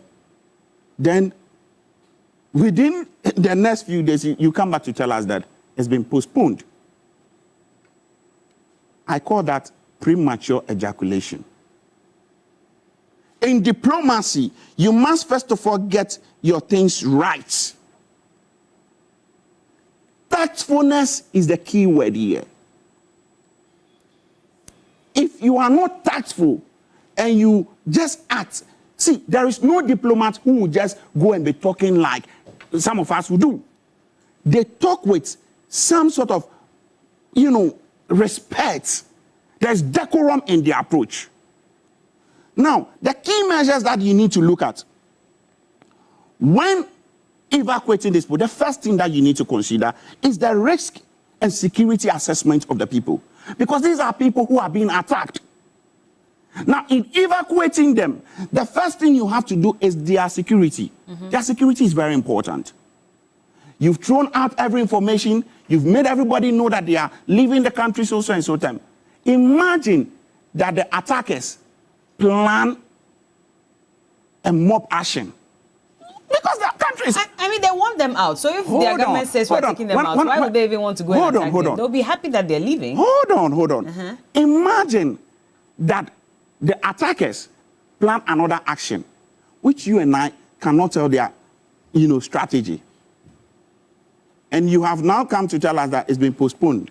They'll go back and attack the people again. No, but in postponing, we're also told that they all were told to go to the High Commission, go through the screening process. So, in fact, yesterday, we saw a number of them who were told have been there for days, waiting. But what you need to understand is that in the key issues, that is an act of incompetency. Because if you are evacuating the people, one of the key things that you need to do, you don't put out information out, disclose every necessary thing that needs to be done. You are telling us that, so are you telling us that at that point you did not check in terms of their permits, their flight permits? Because these are some of the issues that came out of the press statement that was released. Their immigration, legal issues and all of that, medical screening. Are you telling us that these things were not done at the time? But if it wasn't probably done right, is it not okay to So it means that there was a premature ejaculation. You knew you were not done with the issues. Why do you put out the information? Okay. Let's be straightforward with these issues. You were not done with the arrangement. Due processes were not done. There was no coordination. There was no proper coordination. But because of some sort of sensationalism, some sort of politics around the whole thing, some sort of fanfare, you put out information disclosing what needs to be done. You see, this is not about policies. This is not about politics. It is about the issue of diplomacy. And I keep repeating diplomacy because the foreign affairs minister, he is considered as a diplomat. Mm-hmm. So in issues of that nature, you don't just talk like the way Senor will come and be talking. Maybe I may not apply diplomacy or tactfulness, but he needs to be careful about the things he put out. So he got it wrong. He got it wrong in that instance. And I think that in the coming days, with the numbers that have, shot up to 800, I want to believe that we will not be getting another postponement again. Okay. But rather, the people will be brought back successfully. Well, as it stands now, we're told that about 826 people have applied to return to Ghana. And so they're all undergoing the screening process. And if they go through it successfully, they will all be repatriated back to Ghana. Tomorrow, we're expecting some 300. Doc, please don't leave us. Dr. Usua, please stay on. I'll come to you shortly. But let me go to Austin Braco Powers. And let me also mention that Tanko Rashid Computer, acting CEO of GIFEC and member of the NDC, he's in the studio with us. Good morning, sir. It's good to have you. Good morning. All right. Council, let me come to you because, Senor is saying that the Foreign Affairs Minister got it wrong in postponing because he was not tactful in his approach. Do you agree or disagree? Well, I won't say the Foreign Affairs Minister got it wrong. I would say they were not ready. So saying they got it wrong, it's in a different light. But I won't say they got it wrong. Because the thing is that, well, and he well articulated that there had to be some clearance. There must be a way to approach this process. It's not something that you can just airlift your citizens into your country. There must be some structural steps. And those steps were not followed. So if we believe that they could have been flown immediately, then we will not be speaking truth to the fact. But, Bella, let me commend the government. In fact, they've moved with the speed of light and the structural seriousness that the situation demands. Mm-hmm. But I must say that commendable is insufficient. And I think we must assess government's response not merely on their immediate reaction in the course of the crisis, but as to whether or not the response is coherent, sustainable, or structurally adequate response to the problem. We are talking about a problem that has been years in the country, may not be the best fix for the problem. I agree with Doc. The thing is that we are not handling this issue as hard enough as I would have expected. I don't want to talk about the AU and the ECOWAS and co, because the thing is that structurally they were created to be lame. Structurally, when you look at their framework, their legal framework, they were created to be lame. Did anybody expect AU or ECOWAS or the SADC and others to react or respond in a straight manner? They will not, because that's what I'm saying, that legally their framework does not support them, or the framework, their various legal frameworks do not support the kind of response we would ordinarily have expected from them. But, Bella, there's one question that no one is talking loudly enough, and it has to do with what is the position of government, or what is the support of government for those who have elected to stay. Mm-hmm. Elected to stay, okay. Not every Ghanaian wants to be evacuated. Yeah. Especially those that are legally there. Mm-hmm. There are many Ghanaians who have deep roots, children in schools, they have long-term contracts, they have partnership, relationship with South African communities. They will not want to come. What is the plan for them? We should not measure the success of this government solely based on the number of evacuees, but on the adequate response, long-term response or measures put in place for those who have chosen to stay. And rightly so. So I would urge the government to adequately staff the High Commission, to provide legal assistance and protection for them. Then there's another argument, Bella. What happens to the businesses that they are leaving behind? What is the plan for a takeover? South Africa has to compensate them. There must be the government must put everything on the table. Because all I keep hearing is those who are being evacuated. What about the businesses they are leaving behind? Some have built businesses for decades. Some 10 years, 15 years, 20 years. Which the locals have taken over. We're told they are closing down some of these shops, closed down, doing everything. They've closed down some, but the others, they are still going concern. They are making money, paying taxes. These are businesses genuinely created. What is the plan? And I'm proposing that beyond the handout government wants to give to the evacuees, government must set up a business loss and compensation recovery program. A business loss and compensation recovery program. For those who will be coming back home? Those who are coming home, who have lost their businesses by reason of the happenings. Yeah. And there should be a claim registry where government must catalog their businesses and their worth. And government must make a demand on the South African government. I think we should not be handling this in a lay manner. Government, even though I agree with Doc that there must not be reprisal attacks, government must be tough. Is government being tough in asking, for a debate with the South African government? Because that's what they have requested for at their upcoming AU Media Coordination Summit. They want a debate with the South African government. That's a midterm meeting.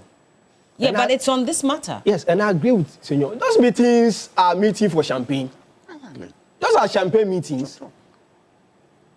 You expect anything seriously coming out of that meeting, or you expect them to put out a tough communique? They will just tell you that we have set up a committee, and those committees will be funded by Russia or maybe China.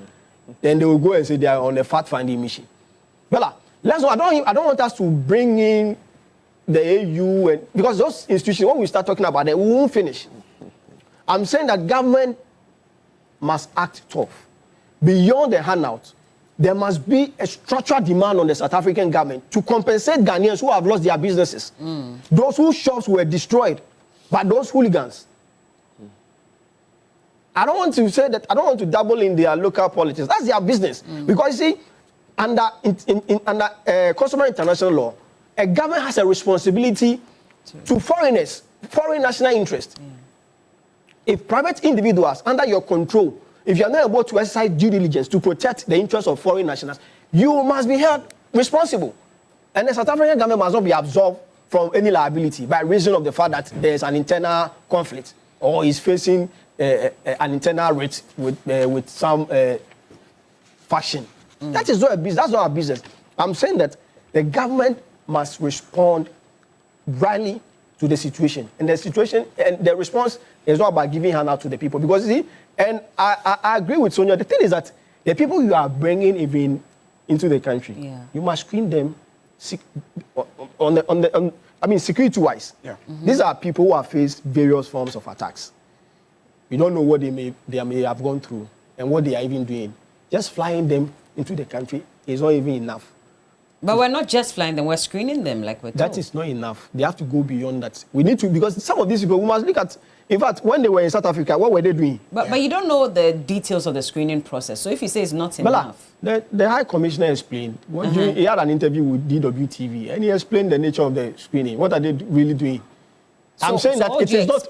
So I'm saying that they must go beyond the superficial screening that he described in the interview. And do what exactly? That's what I'm asking. We need to know. Some of them, they may have, in fact, they may have formed gangs in South Africa. They may find themselves in certain groups that we should be concerned about them. We need to know exactly what those groups are. We need to know the background of some of the people, because the thing is that the fact that they are citizens does not mean that in any case you want to fly them overboard or you just fly them to the country. You must understand the history behind them. The history behind what their relationship in South Africa. That's what I'm looking at. Because some of them may be a threat. Maybe a threat. Yes. Maybe a threat. Because you see, South Africa is a society that is replete with crimes. In fact, everywhere you pass. When you look at the data, the statistics in Africa, they are leading. And we must be cautious. I'm just saying that let's be careful. It is not simplistically bringing in your own people, but you must understand that those people you are bringing, what has been their history in that country? Are they clean? Do they have any record that should be of concern to you? For which reason you must also caution your people so that when you bring them in, you must follow them. You must give security the opportunity to detail some of them.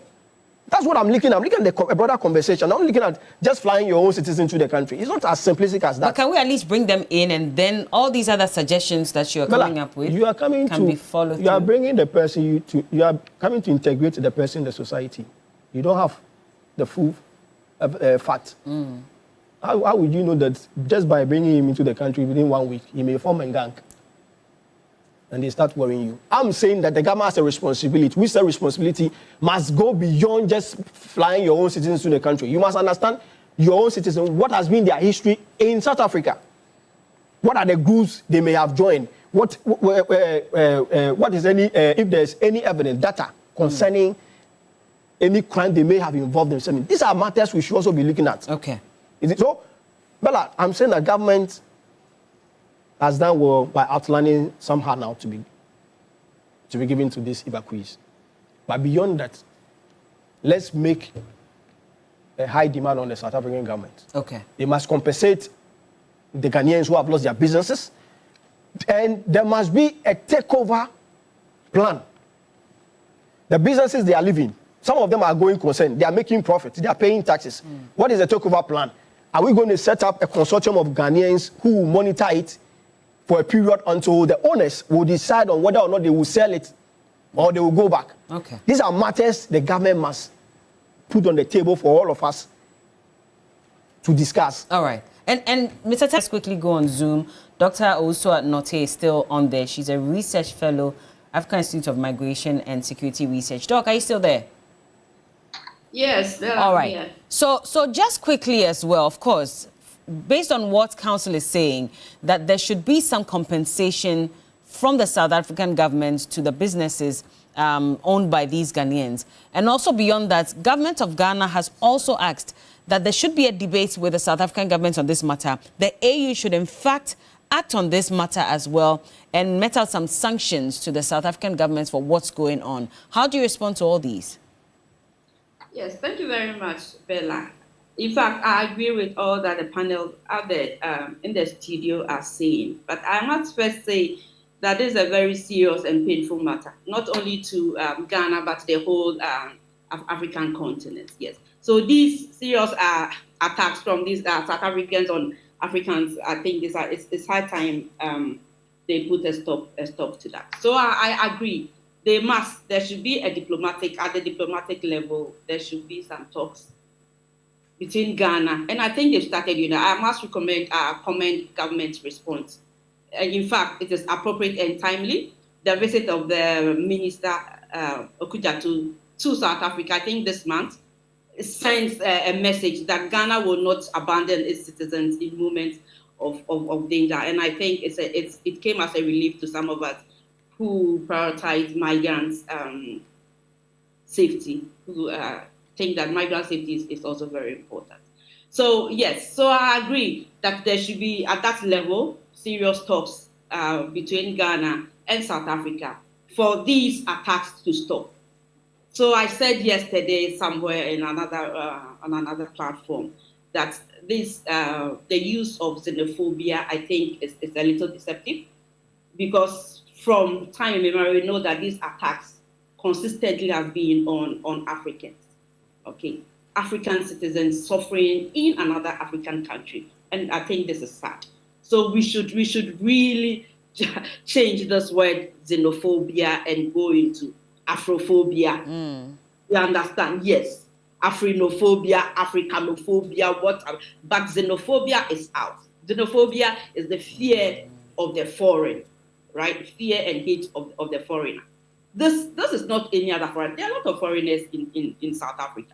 So this time around, the attacks, most of the time, are meted on what? Africans, your own people on the same continent. And it is very sad. Yes, so I think that the talks at the diplomatic level. And one sad thing is that, Bella, they are not listening to their government. Yes. They are not listening. Whatever the government came out saying that they are going to crack down these attacks, but They are not bad. The people, they are in the community with these migrants. Remember, migrants are not staying on any island. Yeah. They are integrated in the community, and they are staying with these people who hate them. So it is their lives are those ones that we should get very serious issues. They are really under threat. Their safety must be guaranteed. And I'm glad of this move. People who feel seriously threatened have opted to register and come home. Doc, so quick one, because you brought in the issue about the South African government speaking on this matter. On the 7th of May, in fact, they addressed this issue, and they described some of the videos as fake videos. You know, they did say that, yes, some of them were truly happening in some of the communities, but some of the videos were also fake. And so does that also not give these locals the power, the temerity to continue to do what they are doing? Because maybe government is speaking against it. They are not really fighting against it, because they said they are going to now have a meeting. All the ministers are going to sit down and see how they can address this matter. But on the ground, there's really no proper intervention to prevent these locals from attacking the other Africans. Yes, thank you very much. So the question is it true that these videos are fake? I don't know. Whether they are AI generated, I don't know. Is it true? And if it's not true, then there should be something must be done about it. There should be proper investigation. I mean, you can't tell me that all these news portals speaking this information are all telling lies. You understand? There might be something. I mean, this did not start yesterday. It started long ago, where migrants were killed. 1998, 2060 people were killed through these attacks. And this is not new. So they cannot tell us these videos are fake. Even if one of the videos that we are watching right now is true, something must be done about it. Even if it's one. Let's say the thousands are now online.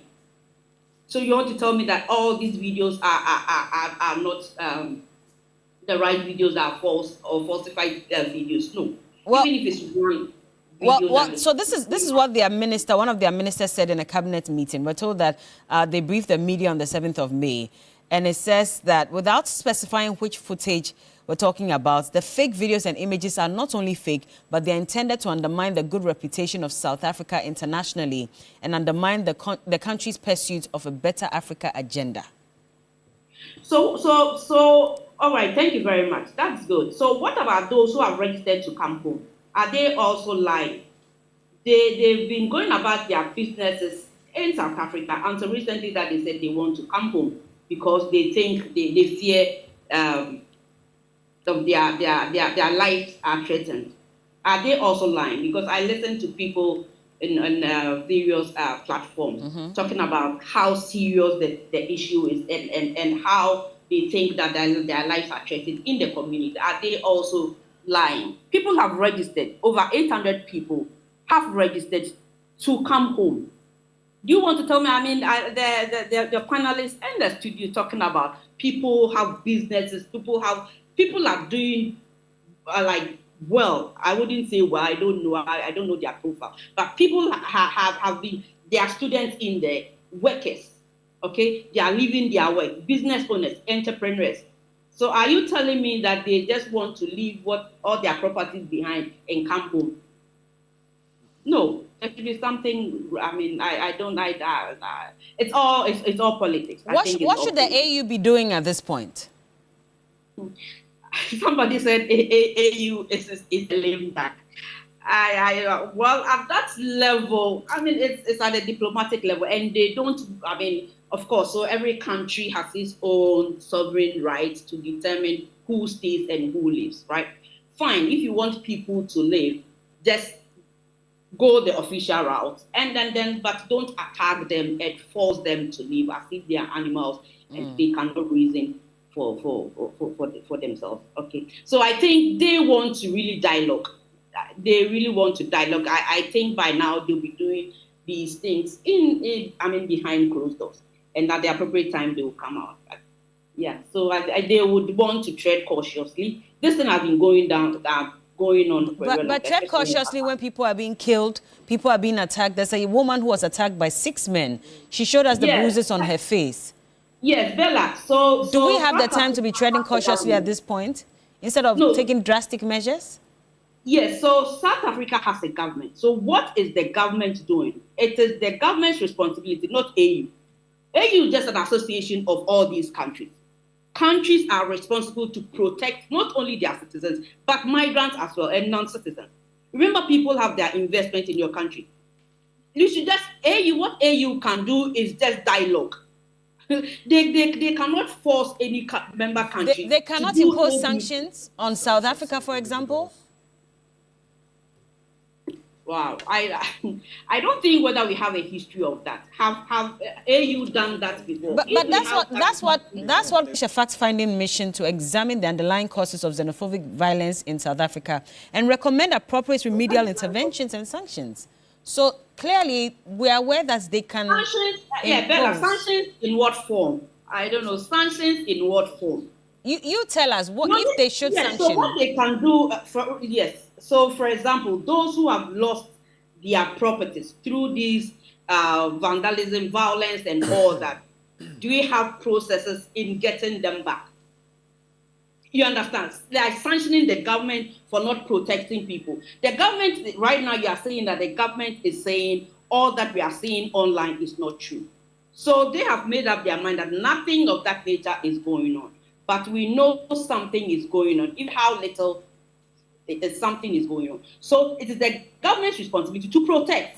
What AU can do is just to plead and persuade them to do the right thing and protect migrants. All right.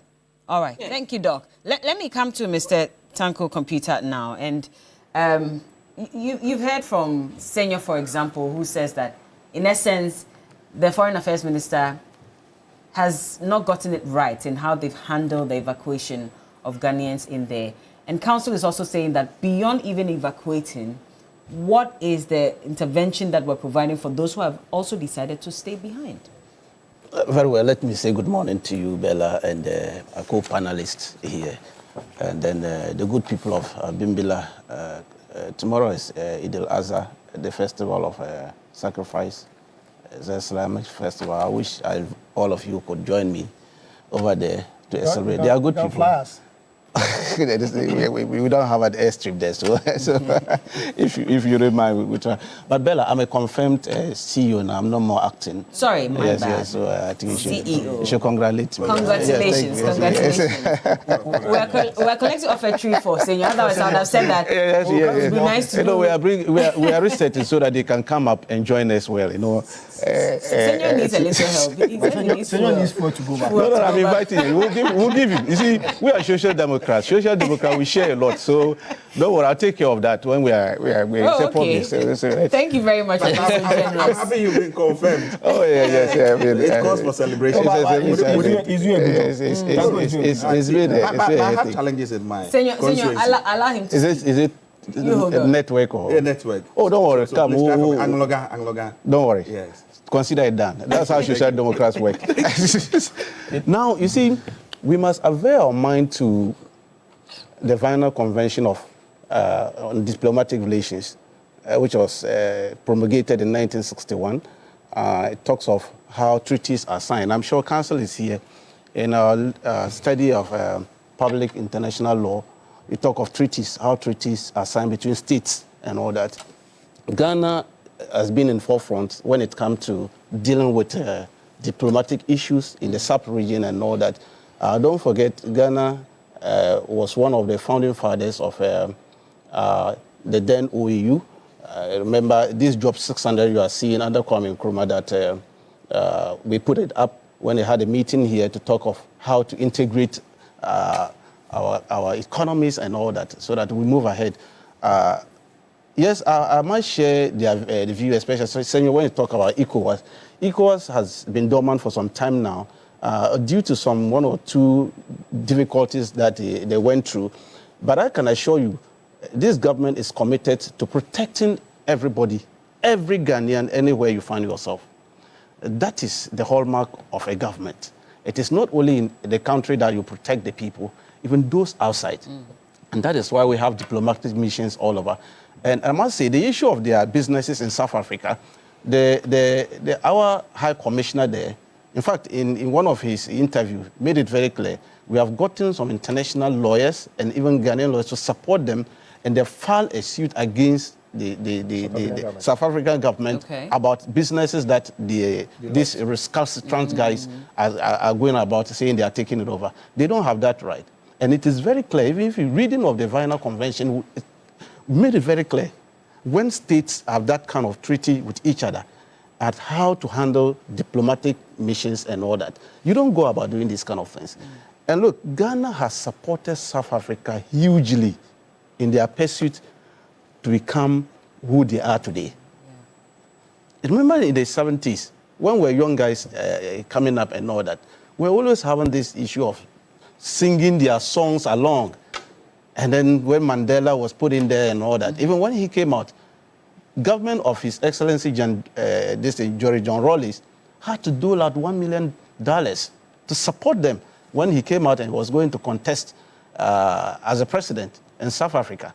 This is how committed Ghana, and even if you look at the South African countries, before they even became independent, I remember of South Rhodesia and Northern Rhodesia, most of them came into this country for training. They were trained here. We had the Kwame Nkrumah at the Logistics Center. Remember the like of Mugabe and all? Yeah. He even got his wife from Takoradi, Sally, who died later. So you see, we have been supporting them a lot. But you see, times have changed. And I'll say we are in the era of Gen Zs, the millennial and the Gen Zs. Most of them have forgotten about this history. They don't know the history of South Africa, the South Africa they are enjoying now. What other countries did for them to have it today. Most of them, they don't know this. And then we are saying that, and that's why our foreign mission is very clear in pushing the agenda of African unity. And I can assure you, look, His Excellency John Dramani Mahama is on top of this issue. When you remember when he went to UN to push this issue of reparations, and then got almost 123 countries voting for that motion.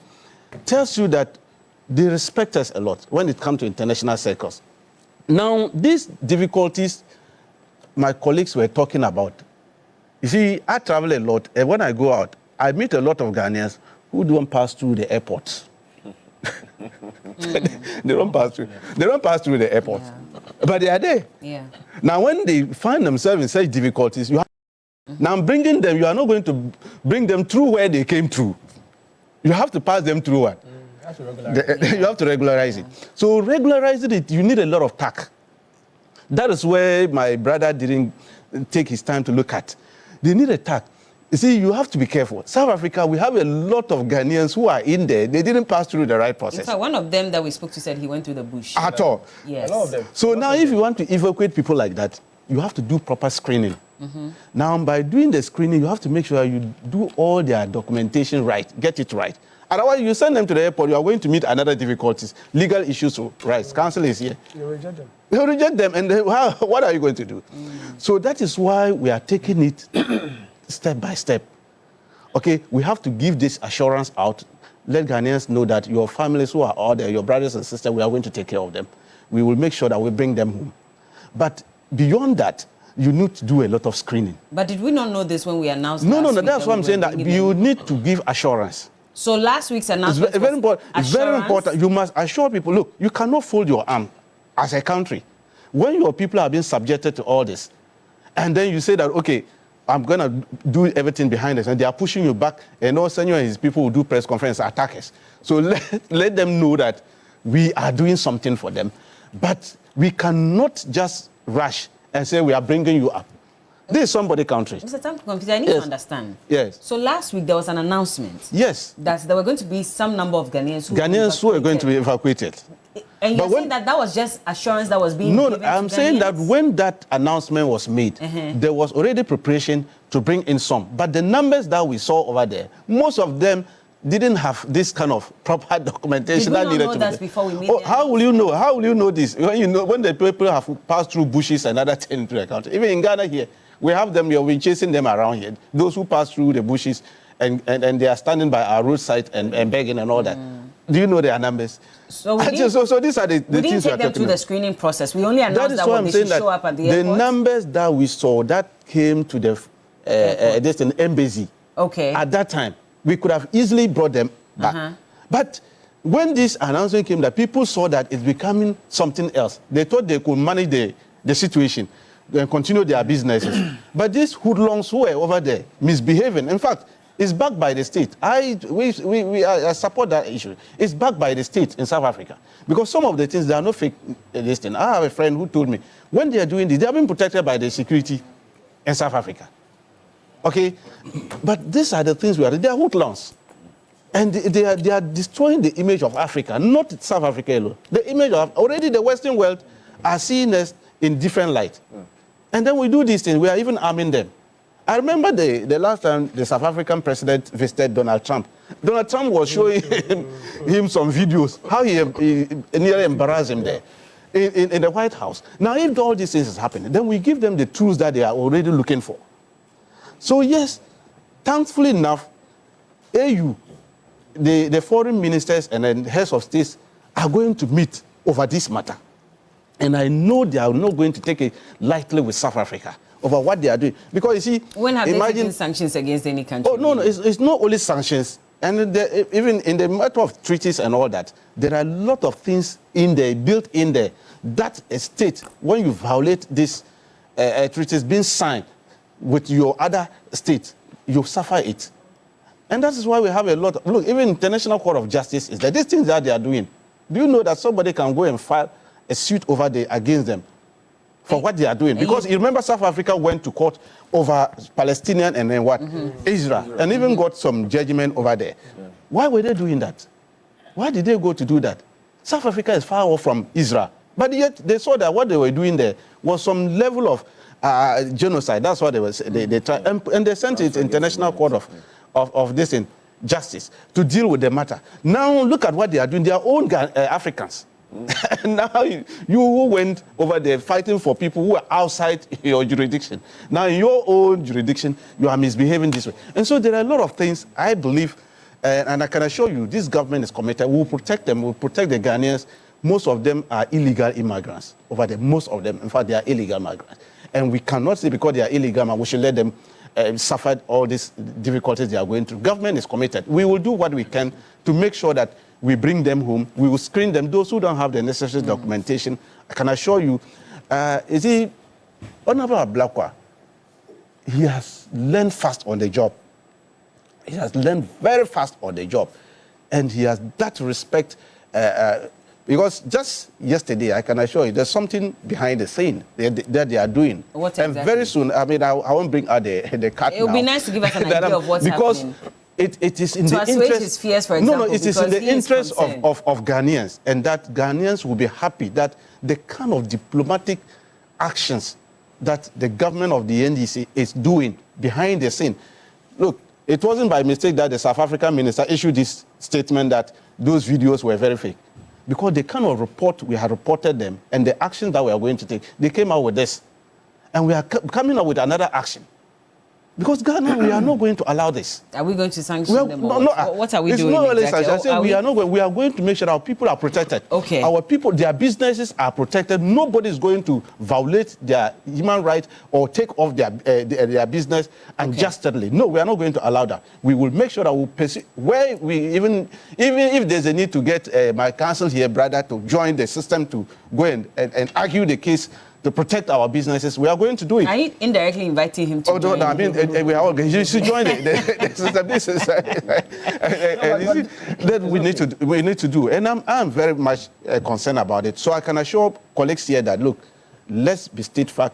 This government will not let our people suffer there. We will bring them, we will make sure that all their documentations are put intact, and then they will be evacuated. And when they come, we'll properly integrate them. Because some of them, you see, if you live in South Africa for about 10, 15 years, it's not easy to integrate in our culture. Yeah. So we have to let them go through a lot of orientations and other integration process. And I'm happy the good doctor talked, they are into immigration and all that. All this, their support should come in consulting them to see how best we can support these people to integrate. When you travel out and you meet our brothers over there, this is the time for us to be a Ghanaian. Let's come home. Look, Ghana is a beautiful place. Look, anytime I go out and I finish my business, I want to fly back to Ghana. But there are other people because it's a who very also beautiful country. Yes, that's true. You see, but others have invested their whole life. They have their families, etc. there. So for them, they may not want to come back. What is the plan if they still insist on staying in South Africa? That is why we are saying that we are making sure that the government or the state of South Africa complied fully the Vienna Convention. It's very clear about it. And they are also members of AU as well as UN. And so when government sits together and discuss all this matter, my brother was talking of businesses in Ghana here. They have a lot of businesses in Ghana. They have a lot of businesses we are dealing with. But we are civil. This country, because we are civil, we respect international laws and all this kind of thing. We won't go that path. We will never do that. You see, but sometimes when you are seeing this one on footages, you have a level of which you can control certain people. Others can misbehave. But thankfully enough, we are civil people in this country. We will not behave like how they are behaving. We supported them to get their independence. We gave them our resources. We gave them training in this country. And today, even some years, I remember, sometime back, we even sent arms and then, how did they call it? Not sports. Passports. In fact, they use our passports. Yes, a lot of them to move around. And do transactions. In the 70s and 80s, we did a lot of subtle activities just to support them to get to where they are. And so they should sit down and orientate their young people who are misbehaving. They hadn't seen anything. All right. Because if they had come to face the apartheid, the time Ghana was supporting them, I'm sure they wouldn't have misbehaved the way they are misbehaving. So I can assure you that we will bring down our people. We'll bring them, all of them, home, so that they will come in and then we'll build our country Dr. together. Ramsey, so the issue, the other aspect of the conversation is these young men that we spoke to said they left because of lack of jobs. That's right. So they went seeking greener pastures. That's right, of course. And so that clearly also speaks to the fact that we have a major problem here. Absolutely. We're not creating enough jobs. Absolutely. And so over time, we have a youth bulge and they need a way to survive, so they'll leave. Definitely, Bella, I concur to that without any doubt and any favor to any of the two major political parties. I mean, since 1992 till date, I think we have failed as a country. Since 1992 to date. And the easiest paradigm, I'll put it, is the Accra to Kumasi road. Since 1992 to date, we have failed to dualize our road. Right? And so, if I'm saying that we have failed as a state in ensuring that we create the right environment for our youthful people to leapfrog their dreams and aspirations, I'm not playing politics here. But my brother Bracco Powers highlighted something very critical, and he made a very intelligent proposal this morning, which I think that we need to draw the attention of the legislature. Indeed, if I was in Parliament, I would have sponsored a certificate of urgency to bring about a bill to tax South African companies into a certain fund so that we can use to support our Ghanaians. Tax them. We should create a fiscal policy. So the MTNs and all that. What do you call it? Ashanti Goldfields, MTN, Stanbic, ABSA, MultiChoice. We should give them a special tax if diplomacy fails. Yes. That is conditional. Of course. If they fail to protect the property and the lives of Ghanaian citizens, then of course we have to go that route. And that is the responsibility of the NDC government. Because now they've gotten an overwhelming endorsement by the Ghanaian people and they have majority in parliament. So they cannot fail the people of Ghana. And so this proposal made this morning by my brother Bracco, I also concur to that. And indeed, it is in the collective spirit of the well-being of each and every Ghanaian citizen that I concur to such brilliant proposal. And indeed, going forward, we need to create avenues to support our entrepreneurs. We have advocated for an enterprise economy. Bella, There is a Ghanaian version of Steve Jobs. There is a Ghanaian version of Thomas Edison, right? There is a Ghanaian version of Mark Zuckerberg. We've just not created the platform to tap into the real potential of them. Bella, we have great minds in this country.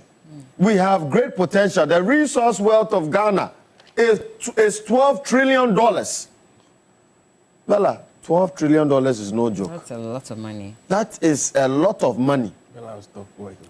Bella will stop working. Bella, $12 trillion, yet still the paradox of plenty has reached us, and it is a very big disgrace on our face as a people.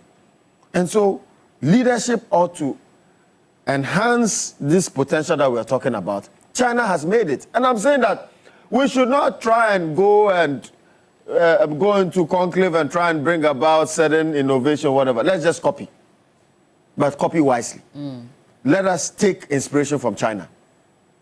Bella, I know what I'm talking about. The Chinese have been able to alleviate over 900 million people out of poverty. And I always tell people that one of the reasons why I feel emboldened, and I mean, I am very much motivated to do politics, is also China. Because I studied in China. Okay. Yes, I'm a communist trained person, but not, I don't have any communist practice. Yes. No communist practice. Yes, I trained in a communist country. So I supporting Galamsey because I'm told most of those doing Galamsey are. Dog doesn't support No, I don't support that. Dog doesn't support I've indeed blocked a lot of Chinese from even coming to Ghana to do Galamsey. Okay. You know, Bella. So I think that let us go down to the drawing board. Let us have that collective vision and unity as a country. The manifestos within a 4-year period, 8-year period, is not what we need. We need a long-term developmental plan. Okay. Right? And I think that the National Development Planning Commission has intimated the same thing, that we members of the United Party are advocating for that. We should have a long-term developmental plan that each and every party will tap in from to channel their policies to enhance our nation's development. That is what we are calling for. All right. And indeed, Bella, lastly, we're talking about employment, we're talking about entrepreneurship, we're talking about development, we're talking about an enterprise economy. But indeed, we cannot extrapolate the financial sector from this conversation. All right. The central bank, we've said time without number that the central bank needs absolute reforms. The lending rate on loans in this country is too much. It's too high. Staffing creativity. It's too high. And that is why businesses, especially the private sector, is not able to what? Employ people and expand. Yeah. And do you know the liquidity flow into the private sector, the whole nation's liquidity flow is less than 12%. So it means that about 88% goes to government and 12% goes to the private sector. And how do we enhance an enterprise economy when this happens? So I am calling for sudden reforms in the central bank, that we need a single-digit interest rate on our loans, so that we can be able to support our young teaming entrepreneurs to also propagate the overwhelming agenda of an enterprise economy. Senor, so Mr. Rashid Tanko Computer has responded to your concerns that you don't think they acted right in how they managed the evacuation. He says that that was just to give some assurance, basically.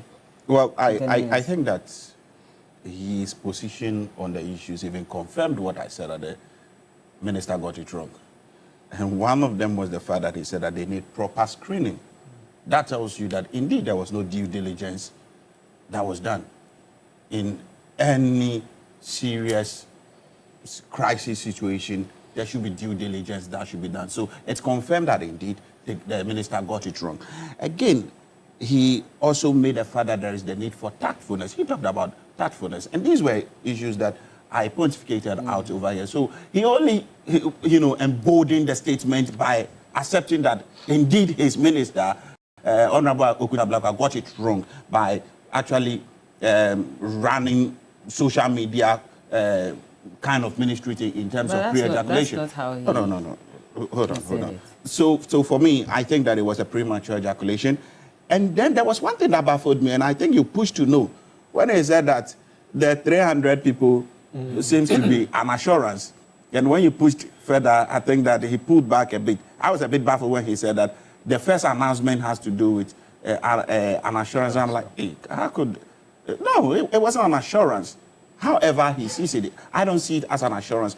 I still remains by my position that let's agree that we failed with the first announcement that came out. We could have done better. But going forward, I think that one of the things that we need to do as a country, because this has been a recurring situation, is to see to it that Ghana, at this moment, I think we need a permanent diaspora protection framework.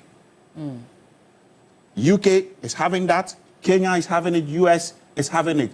Where at least we know the number of people who travel. We are tracking them. When there are situations of this challenge, they are able to quickly report. Had it not be the issue of social media, we would not know what is going on. But if people go into the countries illegally, how do they go and also...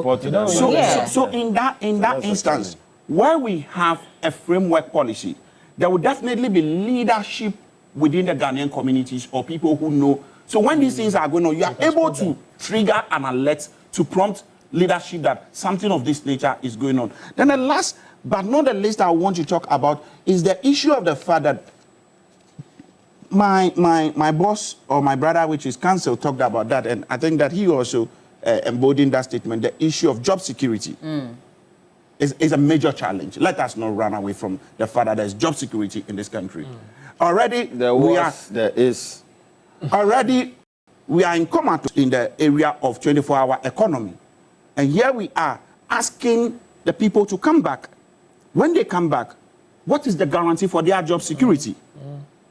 It is one key thing that we need to... You see, let us not be interested in just bringing the people and say that we'll give them a package. What are the components of this package? As it stands today, we don't know the component. The people will not come and arrive, or they will not arrive and now they will now be telling them cock and book stories. No. And most often, that is what we do. See, there will be firefighting approach. The people arrive, and then it's a different ball game altogether. So as it stands today, I believe that it would have been prudent if government has come out to tell us that these are the packages we have for ABCD, it will really augur well with the people. So for me, I believe strongly that we need to know the job security of these people. Okay. And the last thing he said, which has to do with those who are still staying back, what are the mitigation measures that we are putting in place for those people? Because we cannot have the next alert that will come. So I believe strongly that if we are able to do all of these things, it will really help. And to conclude, I think he talked about the fact that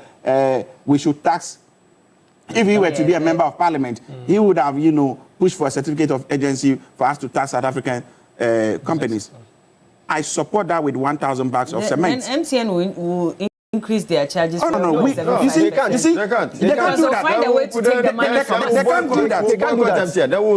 They can't push an agenda. They can't do that. But you see, you don't necessarily need to be a member of parliament to trigger the process. Yes. Yeah. I believe strongly that we can collectively trigger a process to serve as a deterrent to the South African companies. On this table, that's you. I am willing. Okay. So for me, Mr. Tako, will you join this? Because of his government. You see, no, I don't think that this is an issue. No, I'm saying that he will not do it because of his government. Well, maybe. But he should join. Of course, he should join. You see, this is not an issue This is not an issue of the government feeling that they will be lashed. No.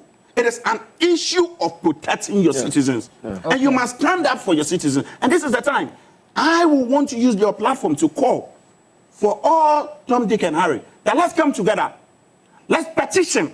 I believe in petition a lot. Just yesterday, I petitioned Shraj to investigate the president. I believe you're the one who did Yes. that? Oh, okay. I believe in that I didn't know it was modus operandi a lot. To call for accountability and transparency. So I am of a firm belief that we need to put this measure in place to put South African companies on the spot. Let council come in.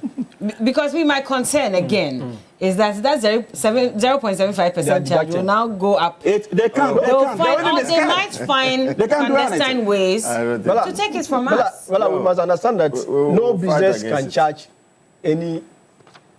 can place a tax on any amount without the sanction of government. No business, whether you're a foreign business or a local business, you cannot do that with that. So if South Africa, if MTN is doing that, it's because government has given them the opportunity to do that. Council has just confirmed what I said, though. So government is aware of the fact. Because no, they cannot. Because you are doing business here, you cannot take unilateral decision with that. That's true. But beyond that, Bella, I agree with my colleagues that as a default position, Parliament must be up and running. Let's put in place. In fact, if this country was America, but now they would have passed that law. Yes, sanction, even tariffs. Trump uses tariffs. We should be tough on South Africa because what they are doing, in fact, this is not a one-off incident, Bella, and we must understand. This didn't just happen today. Yeah. Previously, they used to exact that punishment on Nigerians, and we sat aloof. We didn't say anything. And Nigeria is even thinking of bringing about such punitive measures. My appeal to the Nigerian government is that they should also be tough. Okay. Because you see, Nigeria is the largest economy. That's right. They have a lot of investment in South Africa. And South Africa has a lot of investment in Nigeria. That's true. Let's begin to tax their businesses, MTN and co. Let's begin to tax them. Yes. Take money from them. If they cannot diplomatically compensate our Ghanaians who have lost their business, let's take it from their money. Simple. And if they want to go, they should go. Yeah. What do you even think if we form an alliance, Ghana, Nigeria, then we put these punitive measures on the South African? It will help. It will really help. Right. It will really help. Because this thing is becoming one too many, Bella. And we need to stamp out this. And let me be frank with you. So whether xenophobia, Afrophobia, the thing is that Africans, for them we are foreigners. Yeah. That's why we are using xenophobia. For them, we are foreigners. They don't even imagine that with this skin, they could accommodate us. They feel that we should go to our individual countries. So we should also be measured, but let's be tough on them. Okay. Doc, so I know you are online now. I just want to say, take your final remarks on this, but are you also going to join them in ensuring that these South African companies in Ghana are actually taxed so that we can get to support these businesses of the Ghanaians who are coming back home? Doc, are you there? Yes, I'm here. Okay, just briefly on this, yes. Yes, please. I don't know whether that is the route that the government wants to go. So if they want to choose that, why not? I'm just asking that if that should eventually become the route, are you in support of it? Well, yes and no. I mean, there are reasons, and I mean, it goes beyond. Can you state one reason why you are in support of it and one why you are not? Just briefly. So I don't know. These are private individuals doing their business, having their investments here. So if their government in South Africa is not doing what is necessary to protect migrants, I don't see the reason why they should be punished. But this could force the hands of the South African government to eventually act.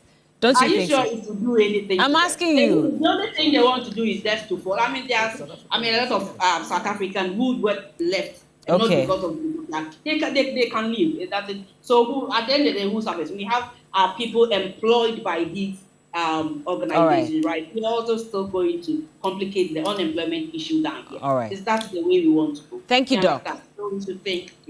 Thank you so much for joining us on the show. But let me just quickly take final remarks from Mr. Tanko. You know, you have to be, this is an issue about state to state, and I'm sure Council is aware of that. And then these are private businesses, and you know, international trade. You don't just sue motor because something is happening in this country and start putting in huge taxes on them. You go for arbitration, and that one, the Ghana is likely to face a lot of challenges over there. So we don't want to go that route. I mean, there are a lot of things government is doing to make sure that our citizens are not don't suffer too much with the issues going on over there. But I don't think because they are private entities, we can just get up and start. Already, government is taxing them. And then a lot of things, and they are complying. So long as they are complying, if you say because what is going on, I don't think it will go well. Okay. I mean, we'll be sitting in the balance. So we have to be careful, navigate through this one, and make sure that things go on very well. We couldn't get time to go into our second topic, but maybe another time we'll get to speak but the thing is, I invite you people. I think that you guys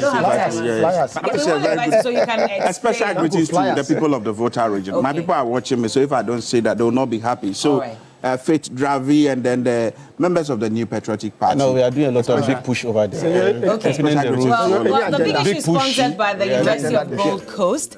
And so whether you are aiming for a specialist MBA in marketing, communication, operations, supply chain, human resource management, finance, entrepreneurship, innovation, or business intelligence analytics, or you want to advance through a dual MBA or chartered manager MBA, University Gold Coast gives you options that match your vision. And if the next step is an MSc in international relations communication, international marketing, international law, security diplomacy, accounting, finance or human resource management, an LLM in international law, security diplomacy, or an MA in biblical studies, practical theology, then the pathway is open.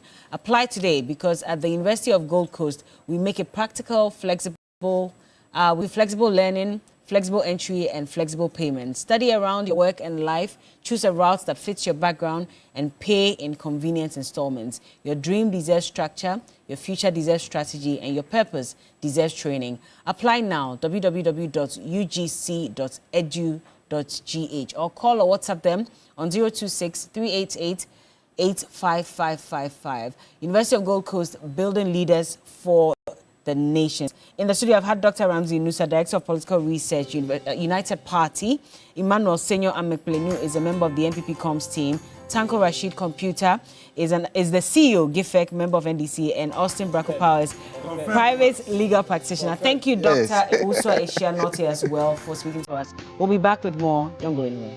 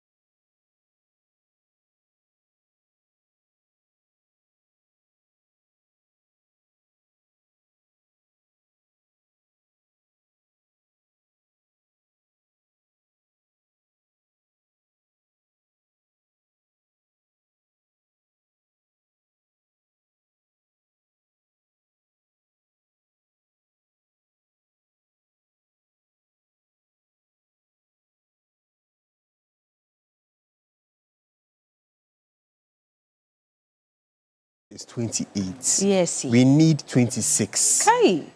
And of the 28, 5 are goalkeepers. So if you do calculation, you would say that 2 goalkeepers will be dropped and it will be left with 26. Right. Because we actually don't need 5 goalkeepers. No, we don't. For the World Cup. No, we don't. We don't. I mean, the maximum you can take is 4, but on a usual common sense basis, we take 3 goalkeepers. 3, yes. So you would expect that this will probably be the full squad list for the World Cup minus 2 goalkeepers. So he will use these days to figure out which 2 goalkeepers to my drop. man Kudus. Yes. Kudus. Injury, unfortunately. Like really, you really are not coming for this World Cup. It's unfortunate. Mohamed Kudus, really? It's unfortunate. I think one name that shocked a lot of people being added is Abdul Babar Rahman. He hasn't been in the Black Stars for the past 3 years or so. He didn't participate in the 2023 AFCON. But he's been called.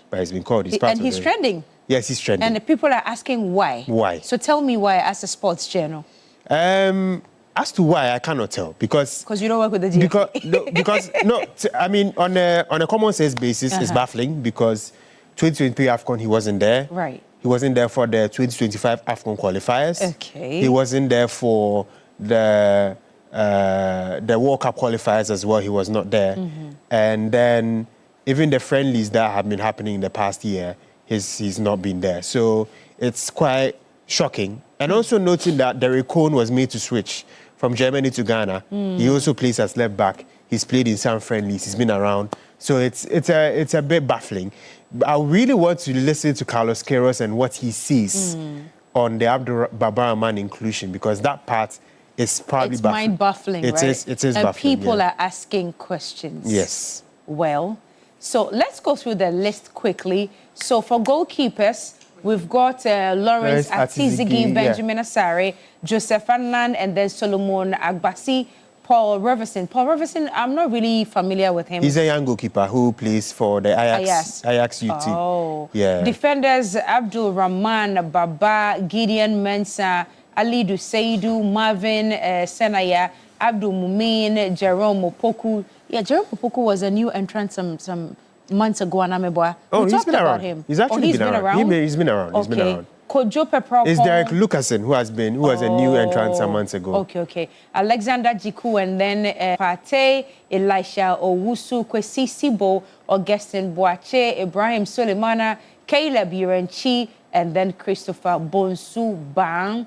And then the forwards, Ernest Niama, Kamaldeen Suleimana. Kamaldeen is going to be missing Kudus a lot. He's going to be missing him on that pitch, I can assure you. Fatao Isaku, and then Antoine Semenyo, Inaki Williams, Brandon Thomas, Asante, and then Jordan Ayew. So if people didn't bring back Andre Ayew? No. There were calls for him to be back. Yeah, there was calls. And what happened? But no, he wasn't brought back. It's a no? Looking at his numbers is not really encouraging. That's 1. Yeah. His club was also relegated. That's 2. He's not been in the Black Stars for the past 2 years. That's 3. If you look at these things, it's difficult for anybody to really make a case. Once the coach really likes him and wants him, I don't think it would have been easy for him to get the call-up. Well, extensively, you'll be discussing this when it's time for sports at 10:15. So please make sure that you stay tuned to TV3 so you can also take a listen to the analysis and everything else that concerns the 28-man squad that has been released ahead of our friendly. When is the friendly again? 2nd June? 2nd June. 2nd June. And then the World Cup, which is starting in a few days as well. Well, let's move on to other things. And our brand ambassador, or our biggest ambassador,